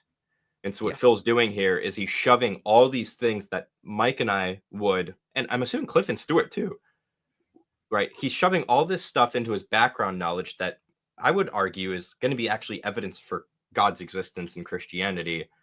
And so the prior probability of atheism is going to be really low if you just go through that stuff. And so there's a lot of messiness here, but the main point I want to drive home is atheism doesn't predict any of this. It's going to be atheism plus a lot of other things, which is, you actually hear that in this debate all the time when Alex says, like, well, when religion is a social construct built upon cultural stuff, motivated through political and powerful war influence and all this other, like he's adding all these conjunctions, and that's how you get this predictability. But that's going to be an issue. Of the Bible is another clue to God's fictitious nature. It describes the sky as having a solid dome called the firmament. And we have good reasons to think the authors believe this. The Hebrew word rakeh used implies it, surrounding cultures believed it, and the Bible describes it as holding up the waters above and being firm as a mirror of cast metal. Talmudic rabbis debated how thick it was.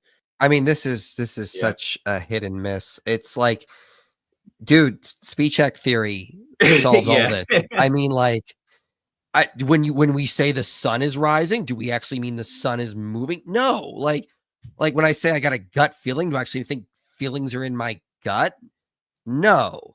God can use the language of the ancient Near East to give theological truths. Spacek theory. He's assuming the locution is all the Bible is doing, not the illocution. So this argument is just as bad as saying, well, the Bible says the earth is 6,000 years old, and any Christian must believe the Bible is 6,000 years old. No. Yeah. I was, just to maintain consistency here too, I was also very disappointed in the way Cliff handled this. Yeah. You mean Phil? Or No, Cliff's response to Phil on this point Oh, okay. later Yeah. on, which I see what I you're don't know saying. if we'll get to or not, but And Christian thinkers from Augustine to Martin Luther all agreed it was solid. But if we know there is no firmament, Genesis also describes primordial waters, plants, and grasses existing before stars were created. You know, like bringing up like church fathers is as bad as an argument as me saying, you know, David Hume and Voltaire believed in slavery, and they were enlightened secularists, just like you guys. Womp womp. Like that doesn't work, dude. Like, Yet Yeah. science tells us the stars came first. And of course, humans are described as being made through special creation rather than evolution. If the biblical God is a human invention, then all these mistakes are unsurprising. But if he's real, why get so many things wrong? I mean, like this is just assuming that these are mistakes and not again explained through speech act theory, metaphorical language, poetry. I don't understand when atheists do this. Like no one reads Shakespeare this way. Yeah. Everything has to be literal when it comes to the Bible. I don't get it.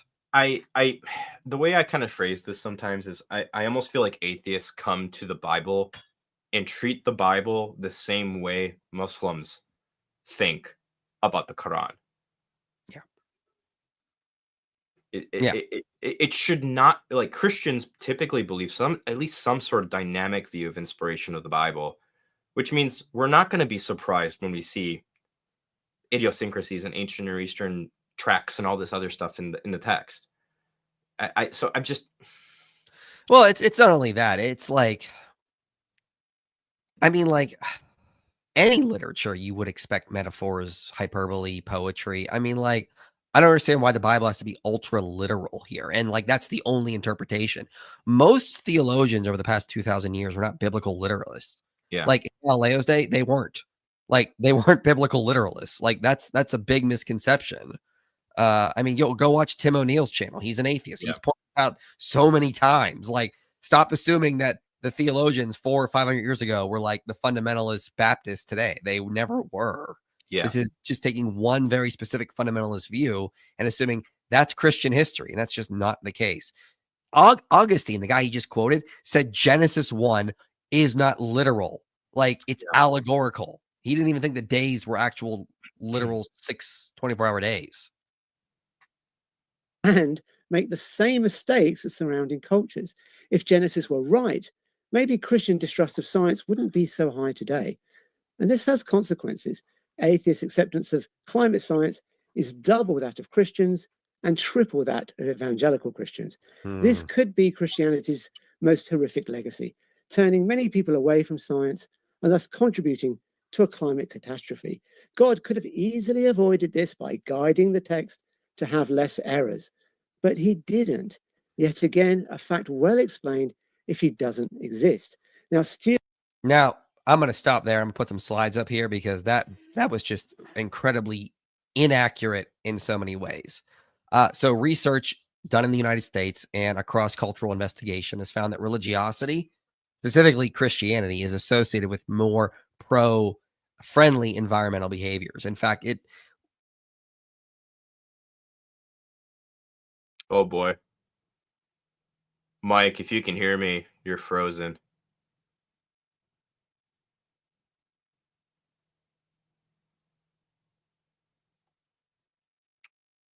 Unless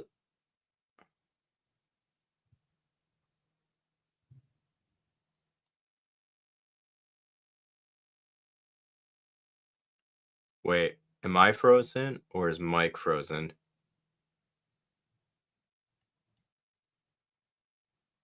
Okay, you guys can hear me. So you just can't hear Mike. I can't read. Okay, so I can pretend to be Mike, but I can't read this. The screen is very small. Oh boy, now it's just me. So I can tell you guys a story, I guess, in the meantime. What story do you guys want to read? What story do you want to hear? Mike was in the middle of a thing. I don't want to like lose track here. Story time. Okay. Let's I'll tell you about the story of a man named Mike Jones. Mike Jones was a man who had a goatee, and he had this friend named Than who had questionable facial hair choices, but had a really good jawline. And if you can just imagine this man, he's tan, has a mustache currently. And one day, Mike noticed that Than was from the Midwest and has a pseudo-Canadian accent, and decided to make fun of him for that.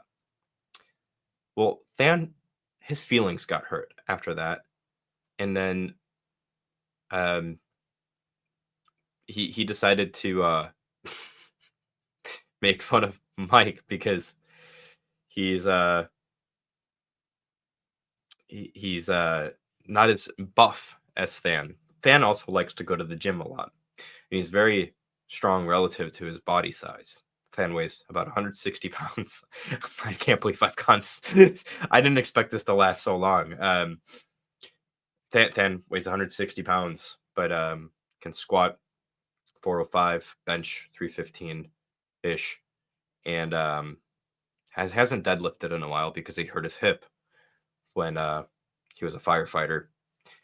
And Than is also wondering how long it's going to take for Mike to get back. He might text Mike because he's running out of ideas to gerrymander about. And anyway, there we go. Cool. I was just giving a story while you were gone. Yeah. Everybody loved it if you look at the chat. My internet just decided to just go absolutely crazy for some ridiculous reason, would not connect to anything. Meanwhile, my daughter's watching YouTube and perfectly fine for her. So, of course, it picked this computer to suck, not the TV. So, anyway, where did I leave off, Than? I don't remember, dude. So anyway, research shows that actually religiosity is associated with more pro-environmental behaviors inside and outside of the U.S. Political conservatives are the worst when it comes to environmental friendly behavior. Religious conservatives are high on the opposite end, though. So atheists should want at least conservatives to be more pro-environmental friendly, and they do that by actually making them more religious. So atheists trying to deconvert people from Christianity will actually hurt the environment long run, because they'll create more political conservatives that aren't religious and then have less environmentally friendly behaviors. Elaine Howard Eklund also notes that after 5 years of research, she knows religious Americans of all types are interested in and appreciate science. They're open to accepting new narratives concerning the origin and development of life on Earth. They're not inherently hostile to environmentalism or technological progress. She's found this in her own research. Looking at different groups, very similar results across the board, even with people that are not religious. Same thing here on origins as well. It's very much a mixed result. It's not so dogmatic as Phil was suggesting. She says, Evans found no real difference between religious groups and their non-religious when it comes to their knowledge of uncontested scientific facts or in their understanding of scientific methods. The likelihood of having been a science major in college or the likelihood of currently working in a scientific occupation. She also notes that actually white men are the most likely to go into science. White women are very low, as well as other minority groups. This does not mean being a minority means you're inherently hostile to science. So even if people look at like certain groups and go, well, Christians are underrepresented. Yeah, so are Hispanic men. Does that mean being Hispanic is being anti-science? One of the main reasons for why Christians are underrepresented in science is because there's actually bias that's been found in academia. Research has found that bias has been found among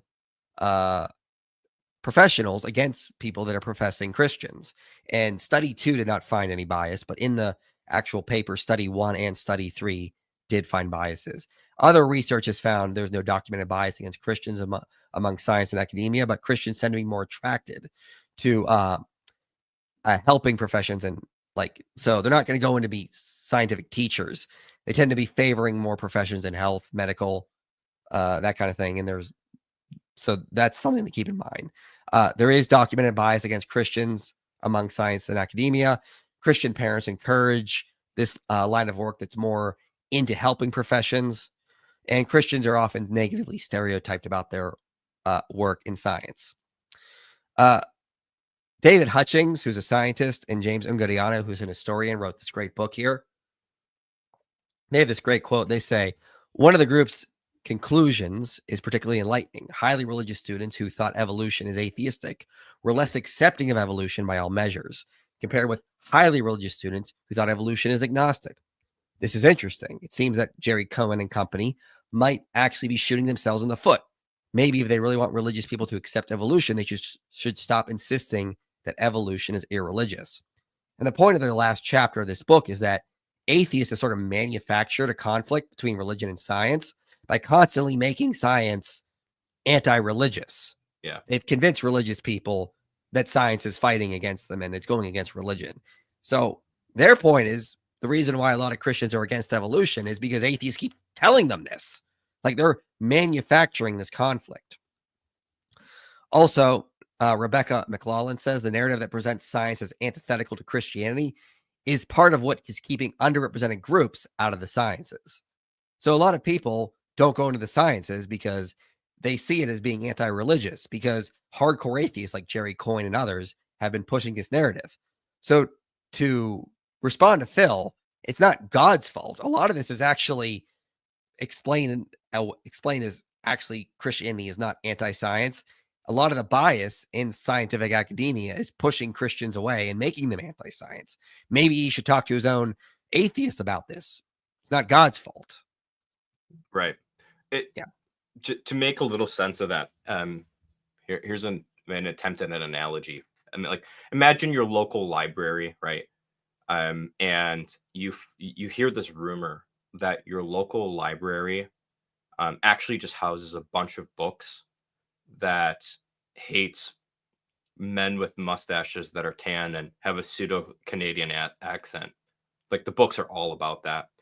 Would it be very surprising to you that I have all these people telling me this, and so therefore I just don't go to that library? Mm-hmm. Right. And so in the same way, if you have atheists constantly telling Christians, well, science all anti-God, it disproves you, all this other stuff, well, all that's going to generate is that feeling, that and that attitude that you see from a lot of people. And so the main point there is that this isn't a byproduct of what scientists in science is proving or disproving. This is more of a sociological phenomena caused by the atheists. That's all. Yeah. I'm going to not say they're the only cause. It's one of the causes, though, they don't realize. One of the causes. Yeah. All right, let's continue on here. You argued, for the beginning of the universe, and that was evidence for God, but we don't have compelling evidence that the universe began to exist. As I describe in my upcoming book, The Battle of the Big Bang, for the University of Chicago Press, the Big Bang was thought to be the beginning of time, but this is no longer so. So Stu's just out of date on science here. So I can unpack this in the dialogue, or you can read the book when it comes out in the spring. But in a new survey that we're about to publish, physicists overwhelmingly rejected the notion that the Big Bang was the beginning of the universe. But, even if the universe had a beginning. So, I mean, like, my first question is, what do they mean by that, though? Yeah. Do they mean classical space-time? Are they saying there's some sort of quantum fluctuations or processes that are included in that understanding of the universe? Because I would agree with that. Yeah, quantum fluctuations are eternal. They're just the thoughts of God, possibly. Yeah. But classical space-time still had a beginning. Our universe, the one we experience, had a beginning. A lot of what physicists or cosmologists talk about is something broader, though. And often they end up making models that sound a lot like what theists have been saying. Like, it doesn't actually work. So it really depends on what Phil means by that. Yeah. And I'll just add in here, too. I think a lot of time, it's not that it's not an important question, whether or not the universe had a beginning or not, or anything like that.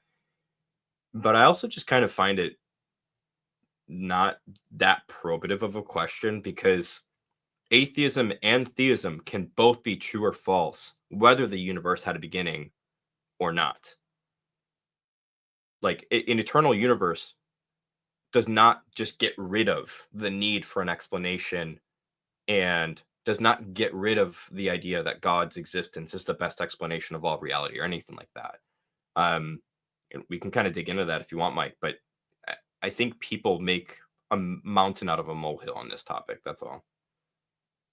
I don't see any reason to think it must have a cause, as Cliffe has argued. After all, Christians say that God doesn't need a cause, often because they allege he existed timelessly and then entered into time. So he has no beginning and thus requires no cause. But why can't the universe do the same? For example, the Hartle-Hawking model or holographic cosmology imply an initial timeless state, and we have good reasons to take these ideas seriously, unlike Genesis, which we know. You muted, Mike. Yeah, there's so many ways to just tear that apart. I mean, like, Yeah. I can think of a million. I mean, like, a lot of these models are, again, are you saying the universe is a brute fact? I mean, like, that's a problem there. I mean, this is why, I mean, even Oppie doesn't say that. He says there was something else that caused the universe, but that's the brute fact, I'm pretty sure. Yeah, there's so many issues there. I'm actually a little surprised Phil said the things he'd said I there. know. That was I one mean, of those moments. Go is ahead. he suggesting the universe is not contingent? Because that leads to all sorts of problems. Exactly.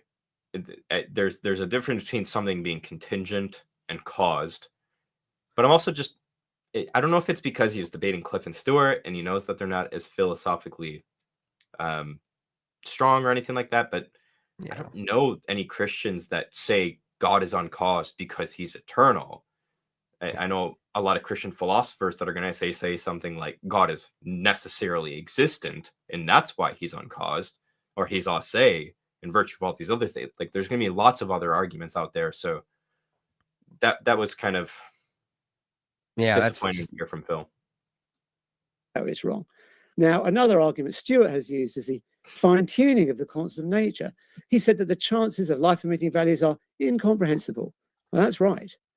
And that's why fine-tuning fails. These are probabilities that we don't know. To run that argument, you need to assume the constants could be different from what they are. But there's no evidence for that.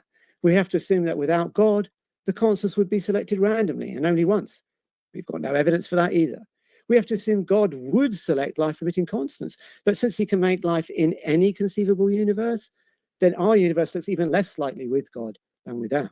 So I feel like Luke Barnes just pulled his hair out somewhere saying we have no evidence the constants are fine-tuned. I mean, like, this is what cosmologists and physicists do. They have made these arguments that they're set a certain way and there's no reason for them to be set that certain way. I mean, I remember Luke Barnes talking about it in a debate with James Fodor. Like, we've run the numbers. We can determine that these are finely tuned constants. There's nothing that says they're necessary the way they are. The physics does not support that. So for Phil to say there's no evidence, I'm like, what are you talking about? Like, physicists have made these arguments. Yeah, I'm curious to know what evidence for the possibility of different constants would look like, because this is modal. Like, these are modal terms, not evidence for hypothesis or something like that. So again, this is, and I feel like Phil knows that. I think that's just, you're debating and that type of rhetoric. But yeah, I think there's tons of reasons why God would create a universe that would have life permitting laws and regularities. I think that the probability space of a life permitting universe like this one is going to be the only kind of probability. Like, it's going to be the majority of the probability space given theism. Where on atheism, you have all these other types of situations, and so that's the point of the fine tuning argument. Yeah. Stuart also said that the multiverse, which undermines fine-tuning, does not have a shred of evidence for it. I disagree. Inflationary cosmology seems to predict it. Weinberg predicted dark energy using it. Arguably, a Darwinian model did the same. So in surveys, both philosophers and physicists overwhelmingly reject the fine-tuning argument. To sum up, arguments for God, like fine-tuning, the moral argument. So real quick, just because a model predicted the multiverse, it doesn't actually show evidence for it. It just means there's a model that predicts it, but that's not actual empirical evidence. That's a difference there. Cosmological argument, they don't work. But arguments against God, like the expanded problem of animal suffering, like the clear errors of the Bible, do work. So we should reject the biblical God. Thanks. Thank you very much. We'll shuffle it over to Alex for this remaining 7 minutes. Oh, I think it's on mute. Let me just. I've got it. There you go. Does the biblical God exist?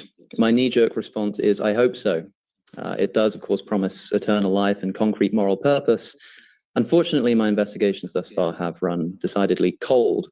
Why is that? Well, tonight we are discussing the existence of the biblical God.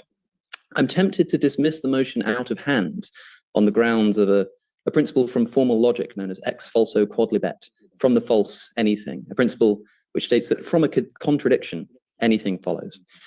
The Bible is contradictory on a number of grounds. Not only does it present two characters, Jesus and Yahweh, as far apart in temperament as possible to imagine, only for Christians to expect us to believe that they are in fact one character, God, perfectly united in essence and desire. But it also does so in a series of books which contain too many textual contradictions to even scratch the surface of in our allotted time. The Gospels are a mine of contradictions, recorded. So before we get to that, I do not understand this argument. I mean, the Old Testament talks far more about God's love and mercy than it does about his justice. Like I think it's like 6-to-1 ratio or something like that. Yeah, I can actually pull it up probably pretty quick here. You pull it up, and I'll just say, I mean, like just read like the book of Jonah. Like he wants to spare Nineveh, so he sends Jonah to preach to them. Or I mean, like read Acts with Ananias and his wife. I mean, that sounds more like the God of the Old Testament, doesn't it? And Jonah sounds more like the God of the New Testament, doesn't it? This idea that the profiles of the Old and New Testament God are different is just like, if you cherry pick, yeah. But if you start going through and you look at God's long patience with the Amalekites that he says to Abraham in Genesis 15, like I'm not going to destroy them yet because they've not gotten too bad. They're sinning, but it's going to come into much, much worse later on. Like hundreds of years of patience there. I mean, like, what are we talking about? Yeah, it's a 6-to-1 ratio. And that's just if you have words for love and mercy. If you have other words included too, it's like just astronomically different. So decades after the events in Greek, the behaviors and sayings of the Aramaic speaking Jesus, who is said to fulfill Hebrew prophecies which sometimes, such as in the case of Matthew chapter 2, verse 23, he shall be called a Nazarene, do not even exist in the Old Testament. So I have some questions. So that one is so bad because it's Isaiah 11:1, the branch, which is Nazar of Jesse. And even Bart Ehrman has argued that's what Matthew's getting at. He's referring to that the Nazar or the NZR of Jesse and Isaiah 11:1 is what Matthew's doing with a play on words there. So not a good argument. For Cliffe and Stuart this evening. And it's good to see you both again. I so much enjoyed our conversation. I'm glad to do this in the context of now a debate. Here are my questions. What day did Jesus die? The Synoptic Gospels say that he died on the Passover. John's Gospel said he died the day before. What time was Jesus? So you have a video on this, don't you, Mike? Yeah, it's a bad argument because everyone is just reading John 19:14. Now was the day of preparation of the Passover. What is the They're Greek ignoring word? They're ignoring the fact that Passover was a whole week. So it could just be referring to the day of preparation during Passover week. And that seems to be what's suggesting, because if you read John 19:1, he says, since it was a day of preparation, the bodies would not remain on the cross on the Sabbath, for the Sabbath was a high day. Right. Okay. John 19:31 tells us that Jesus died on Friday. The Greek word used is literally Badaskivi, which is Friday. Yeah. So it's such a bad argument. It's one of those ones atheists throw around, and it's so easy to debunk. Again, 30 seconds, boom. Read the rest of John 19.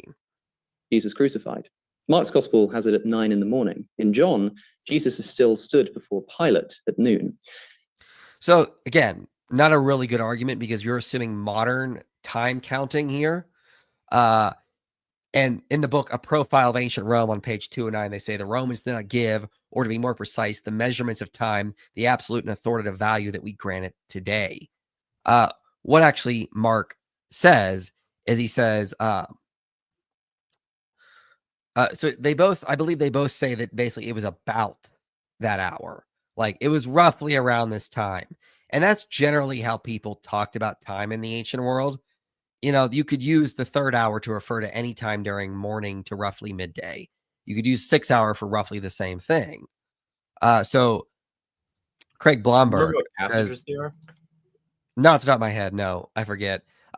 Craig Blomberg says, in Historical Reliability of the Gospels on page 228, he says, when one recognizes that widespread lack of precise timekeeping devices in the ancient world led to a practice of dividing the day into fourths, so that people often did not worry about speaking any more specifically than this, it becomes plausible to interpret Mark's third hour to mean any time between 9 a.m. and noon. John's about the 6 hour, he is using about the 6 hour, will refer to sometime before midday, perhaps within an hour or so. So again, if you would say third hour, you're basically saying the morning. If you're saying 6 hour, you could be saying morning or midday. That's generally how people talked. They're trying to say Jesus was roughly crucified or taken to the cross during the morning hours.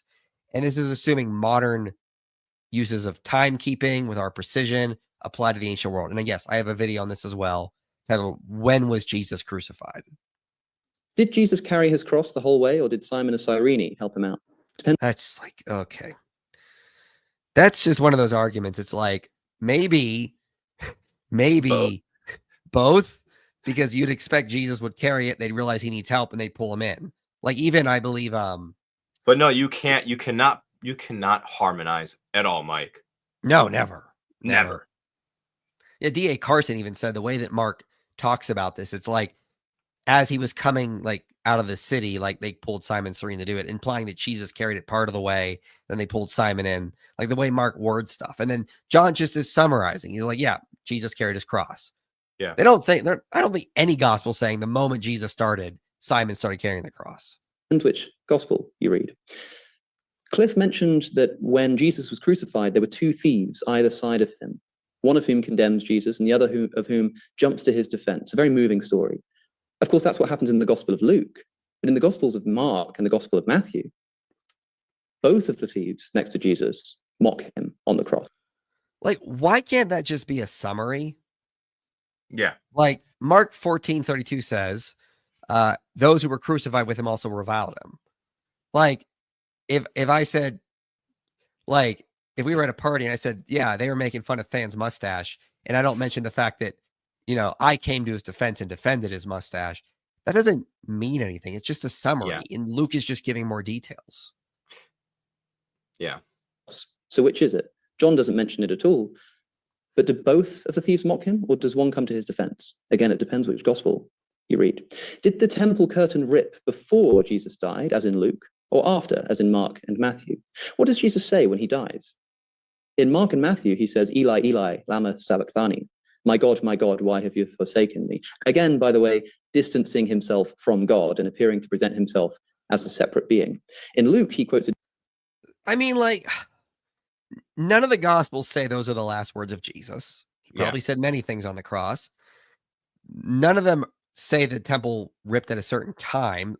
It seems like some of them are just giving lists of things that happened without any particular chronological order of how it happened.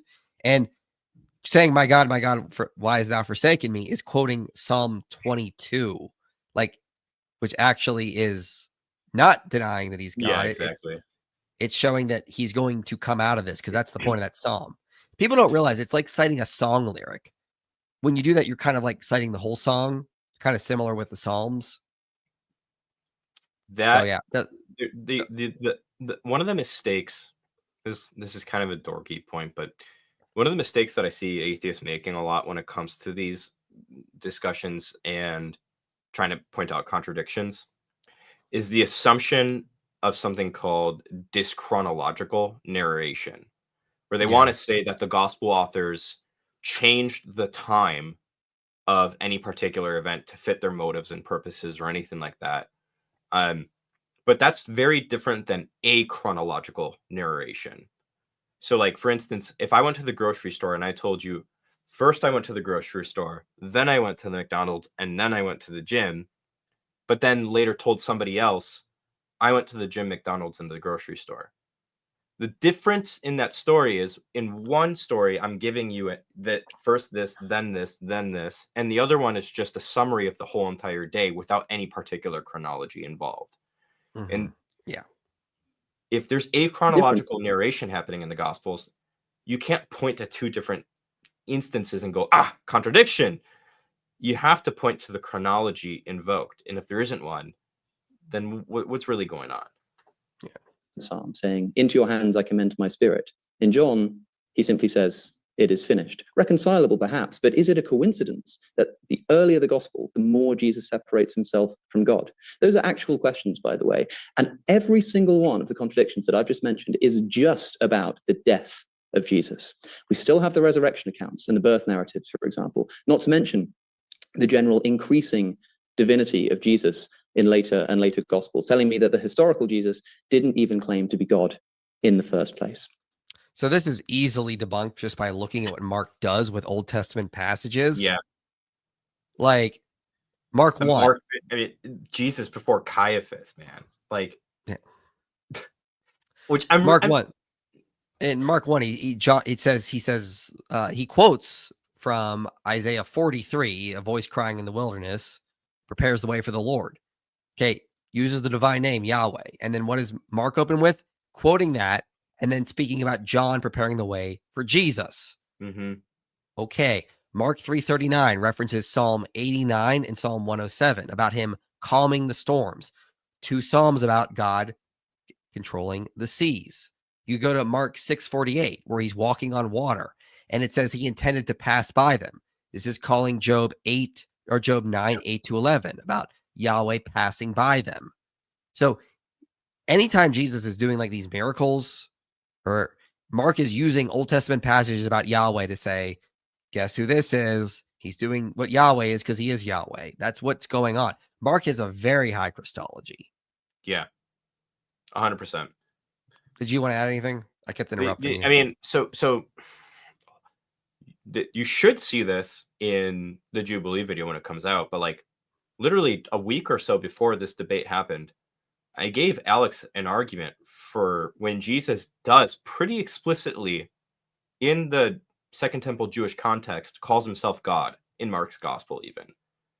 And it's when Jesus is before Caiaphas, and when Caiaphas asks Jesus who he is, Jesus quotes Daniel 7 and calls himself the second power, the cloud rider, and the Son of Man.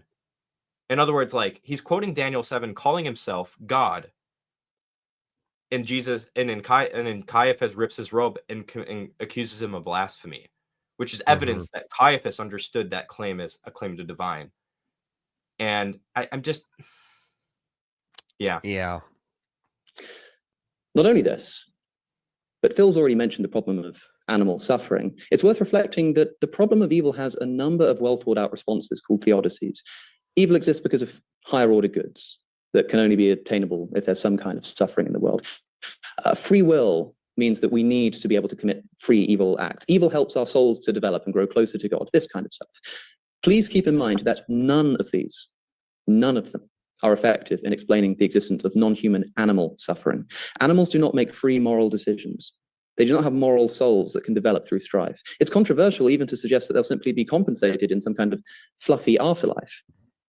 I want to hear today a direct answer. How can the suffering of a deer on its own in a forest, with its leg broken and trapped under a tree, already starving in confused agony, before being predated upon by having a mountain lion clasp the deer's windpipe in its jaw for an excruciating minutes-long death, be explained if supervised by an omnipotent invigilator who, if for some reason could not prevent this particular event, seemingly could have at least designed the machinery of the natural world to be less prone to this kind of thing? Another question. So, I mean, you guys cover this a lot in your stream with Cameron. I mean, there's a lot of assumptions here. For one, I don't know any Christian that argues animals don't have souls, like, or that they don't have the ability to do soul building, or that they don't have any way to obtain value through suffering or anything like this. Like, he's assuming a view of animals that just is not in the Christian worldview, which I don't think works on so many levels. Yeah, I mean, and there's a lot of moving pieces here, but I mean, one of the other things is that animals have meaning-making capabilities. Yes, it's not on the same level as humans can, but animals have meaning-making capabilities. And then later on, as Cameron and I talk about, we also, I don't know where you land here, Mike, but I think animals will be granted eternal life. I think I think animals will be in heaven, and I think that they'll be granted some sort of rationality to the point that they're actually going to retroactively endorse the whole entire life that they've lived, and that includes the suffering that they've had. Right. And so there's a huge theodicy that happens with all of that here. And for Alex to just kind of treat Christianity as this monolithic idea where animals don't have souls, they don't have meaning-making capabilities, even though they're, which is weird to me, right? Because like, how are you going to argue that they don't have meaning-making capabilities, or just ignore that, while also at the same time talking about their suffering? Right. The two go hand in hand, and so there's a lot of mistakes here, but I'll digress Yeah. there. Why is a person's geographical place of birth a statistically reliable indicator of how likely they are to be saved? This is Stephen Mateson's argument. The populace of Connecticut is around 70% Christian, let alone theistic, whereas the populace of Thailand is 95% Buddhist, and therefore at best 5% theistic. I'm told by St. Paul in Romans that, quote, what may be known about God is plain to them, because God has made it plain to them. For since the creation of the world, God's invisible qualities, his eternal power, his divine nature, have been clearly seen, being understood from what has been made, so that people are without excuse. Why then should I expect this God to provide more compelling evidence to those in New England than to those in Southeast Asia? Or are the Thai just orders of magnitude more naturally incredulous? And if so, why? How lucky Cliffe and Stuart must feel to reside in a stronghold of the one true religion, given just how much variance there is out in the world. Again, why is a person's geographical place of birth a reliable statistical indicator of how likely they are to be saved? That's not an argument against God's existence, though. Like, that's one of the things that bothered me there was like, that doesn't mean God doesn't exist. I mean, like within Christianity, you got like Acts 17:30, where God says he overlooked times of ignorance. Yeah. So people that are born in other places, they're not going to be judged the same as like the Pharisees, who got far better evidence. So like, this is not an argument against the Christian God at all. It's a very weird argument. I don't know what the argument he's trying to make here. The argument he's trying to make, if Alex hears this and he wants to correct me, he can, but it seems like he's just trying to say something like the predictability of somebody's belief or non-belief in Christianity is evidence against Christianity, because you would expect that to be like statistically evenly spread all throughout the world or something like that. Again, that's just assuming a value theory, right? There's too many assumptions going into that. And I also think that this plays against a later argument they want to make, because later on they make a different argument talking about like the adaptability of Christianity and kind of like the modular structure of Christianity, where certain beliefs about Christianity will change or be more modular depending on the culture or anything like that. And they want to argue that that's going to be evidence against Christianity. But it seems to me that like if a God exists and he wants to create a world like this one, a modular religious divine revelation is going to be actually more expected, because God would know about the cultural, socio-political influences on people and how one particular doctrine could be like subvenient to the overall culture and all this other stuff. Again, all I'm trying to say is there's a lot of inconsistency here and a lot of issues in the arguments. I think Alex and Phil they just get away with a lot of stuff that they could not have gotten away with if they were with more philosophically informed people. Right. I think that covers most of that. We'll get to some super chats here and then we'll close this out, because we've been going for almost 2 hours. I know Thane looks tired. Look at him. Poor little Tucker. He's all tuckered out, everyone. I'm actually good. Yeah, I know you're not. Anyway, thoughts on Isaiah 53 being about Israel, not Jesus. Saw an atheist debated it, Deconstruction Zone, and he made some good points about the context. I've always argued it's typology. I'm not sure what you say. Yeah, I would just take it to be like a typological thing, which wasn't outside of. It's always interesting to me because people act like this is just like a completely new Christian thing. To do some sort of midrash is a really broad term, right? But like this was a typical thing. Like if you look at the Dead Sea Scrolls, you see this happening all the time pre-Christ. And so this isn't like a new thing that only Christians did. They saw it as a typological thing. Yeah, for sure. IP, why are you debating someone who was buddies with Epstein? Was Lawrence Krauss buddies with Epstein? I don't know. Let me look here. Somebody on the internet said it, so it's probably true. Hold on. I'm gonna look this up. Yeah. I will try to as well. Oh, there's a Wikipedia page. Krauss helped to organize 2006 conference on gravity funded by Jeffrey Epstein's Science Foundation. The conference was held in the Virgin Islands. Ooh.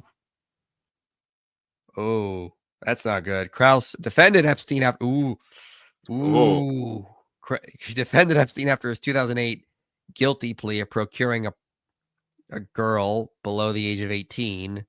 2011, Krauss told an interviewer, as a scientist, I always judge things on empirical evidence, and he always has women aged 19 to 23 around him, but I've never seen anything else. Yeah, that's not good. I didn't know any of that. I mean, like, I'm debating him. I'm not agreeing with him. The point is to defeat him, not to prop him up. So I would say that. Sounds like he's preaching a highlight list of apologetics to Christians who already agree with him. I'm talking about Cliffe, not a whim of explaining the arguments. Yeah, and that was a big problem with Cliffe. Please comment on Joe Schmid's recent replies to William Lane Craig on the Kalam. I've not seen them. Have you? No, I haven't. Yeah, I can't comment. I've not seen what his arguments are. So, I mean, I'm not a big user of the Kalam anyway, so it's not my go-to. Not me neither. I think Cliffe and Stewart's mentor was Ray Comfort. I hope not. That'd be bad because Ray's not the go-to guy for these kinds of things, for sure. I hope TikTok gets banned due to all the Catholic and Protestant attacks on each other. Yeah, I mean, we lose a big audience, unfortunately. I got like 234K followers on there. So what do you think is the most difficult question to answer as a Christian? I would say various stuff in the Old Testament, possibly, like why did God allow this or why did he do this?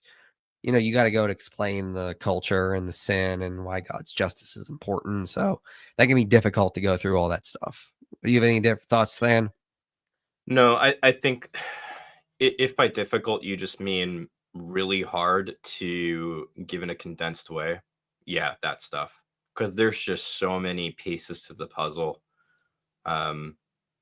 Yep.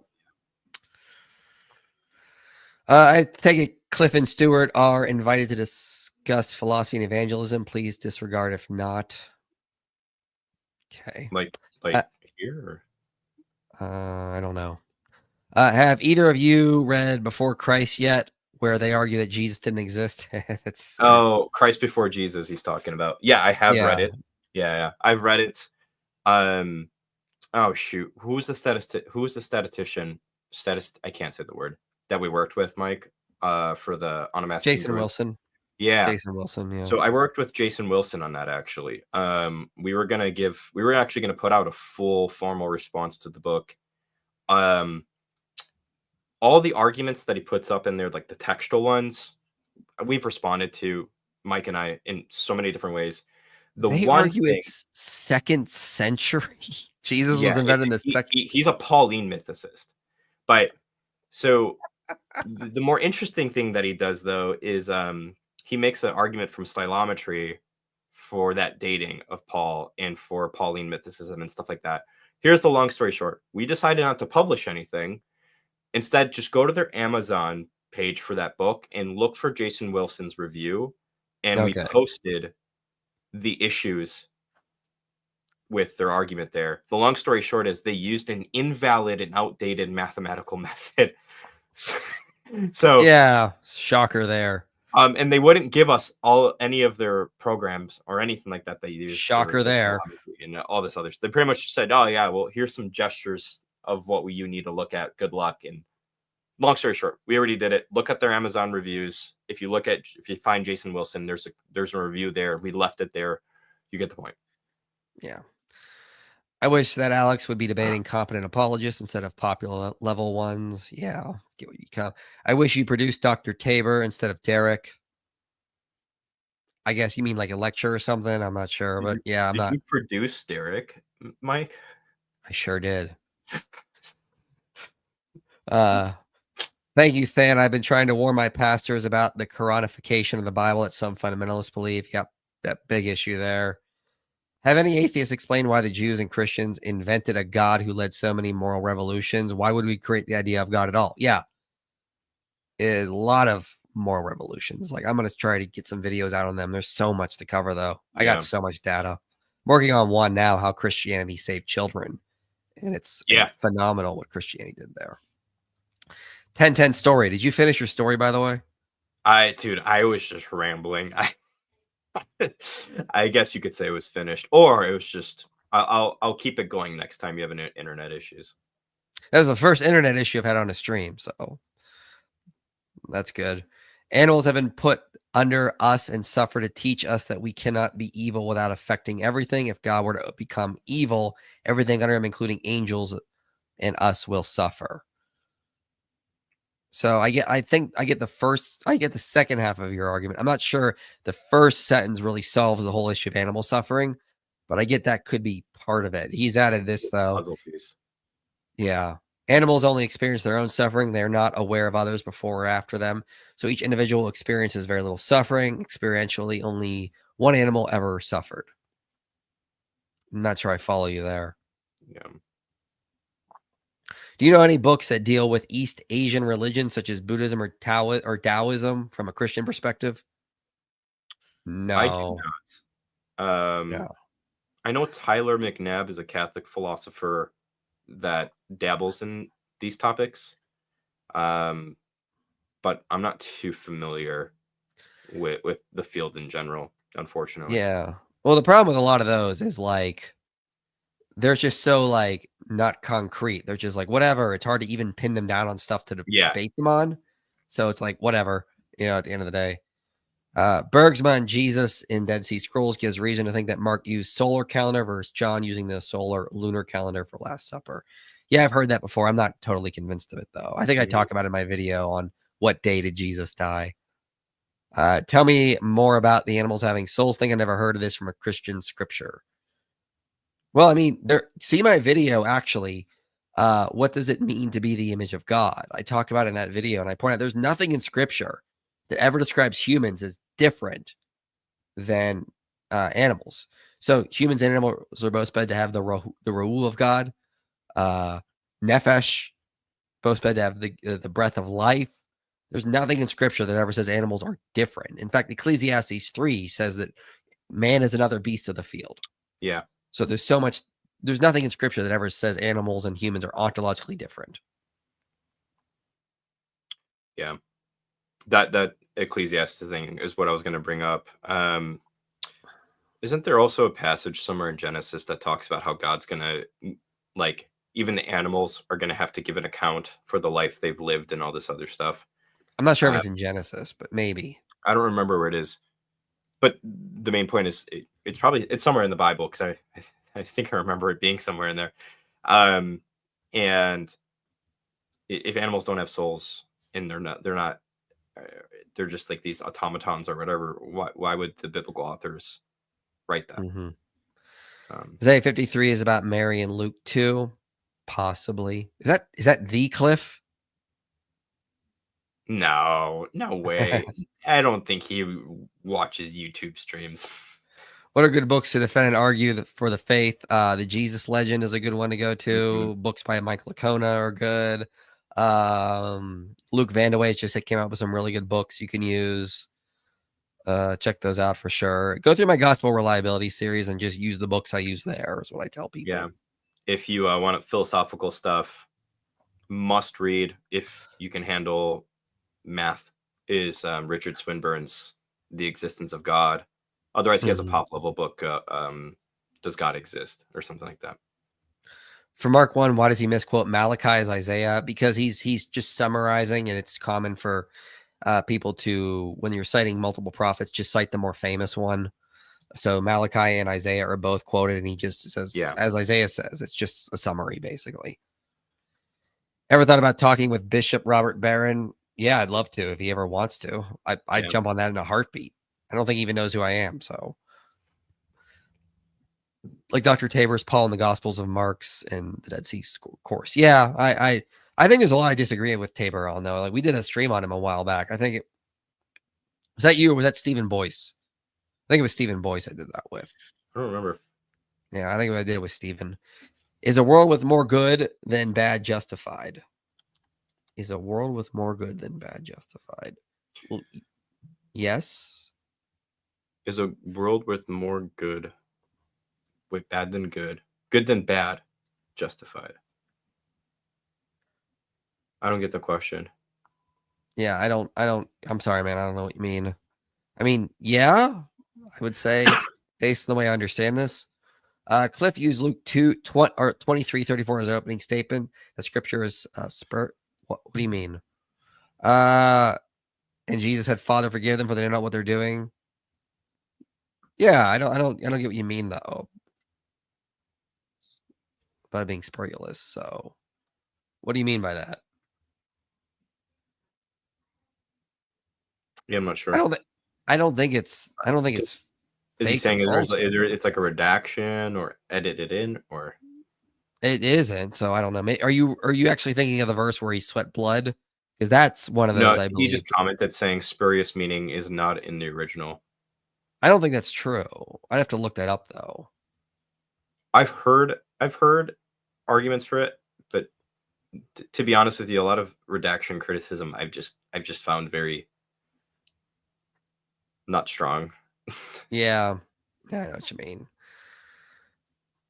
Let's see here. Matthew says, "Do you mean Scripture supports humans and animals both having souls because of the Imago Dei is unique to mankind? Unless you think it isn't. No, the Imago Dei is unique to mankind, Yeah. and I actually argue in my video that it's more of like an election.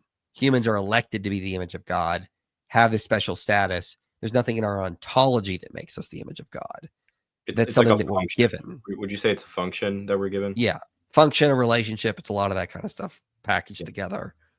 That's what I sort of say. And there's nothing about it being ontological, because everything used in the Bible to talk about humans, ontologically speaking, is also said of animals.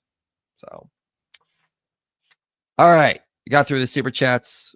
Appreciate everyone coming. I have a bunch of streams planned next week. The one I was planning to do this night got moved to then, and then Joel Correcco will be on my channel next Monday to talk about did God command child sacrifice, and then I have a very fun stream plan for Wednesday that Than knows about that I've been working on for a while. So, yeah, that's going to be interesting. So that's going to piss off a lot of people, but probably for the right reasons, I think. It's fun to make people mad. So, all right, everyone. Thanks for coming. I hope you learned something tonight, and I will be back on my channel soon. Also, my video is coming out Friday, responding to this nonsense we've seen a lot online that the Gospels are imitating or using Homer when they were their theological. I can't fictions. wait to see the final product there, man. Yeah, it's good. It's like 40 minutes long because there's so much data to cover, and so many critics have commented on this. Not even like non-Christian ones are like, "This is nonsense, guys. Trust me." So. You know, I'm quoting David Litwa in that video. David Litwa, okay, not a friend like our view at all. I mean, so keep that in mind. So, thanks for coming, everyone. I'll be back on my channel next Monday at the same time for sure, and I will see you guys next time. Remember to go donate by hitting the link below or going to inspiringphilosophy.org/give so I can hire Than eventually. So, thanks for coming, everyone, and we will see you next time.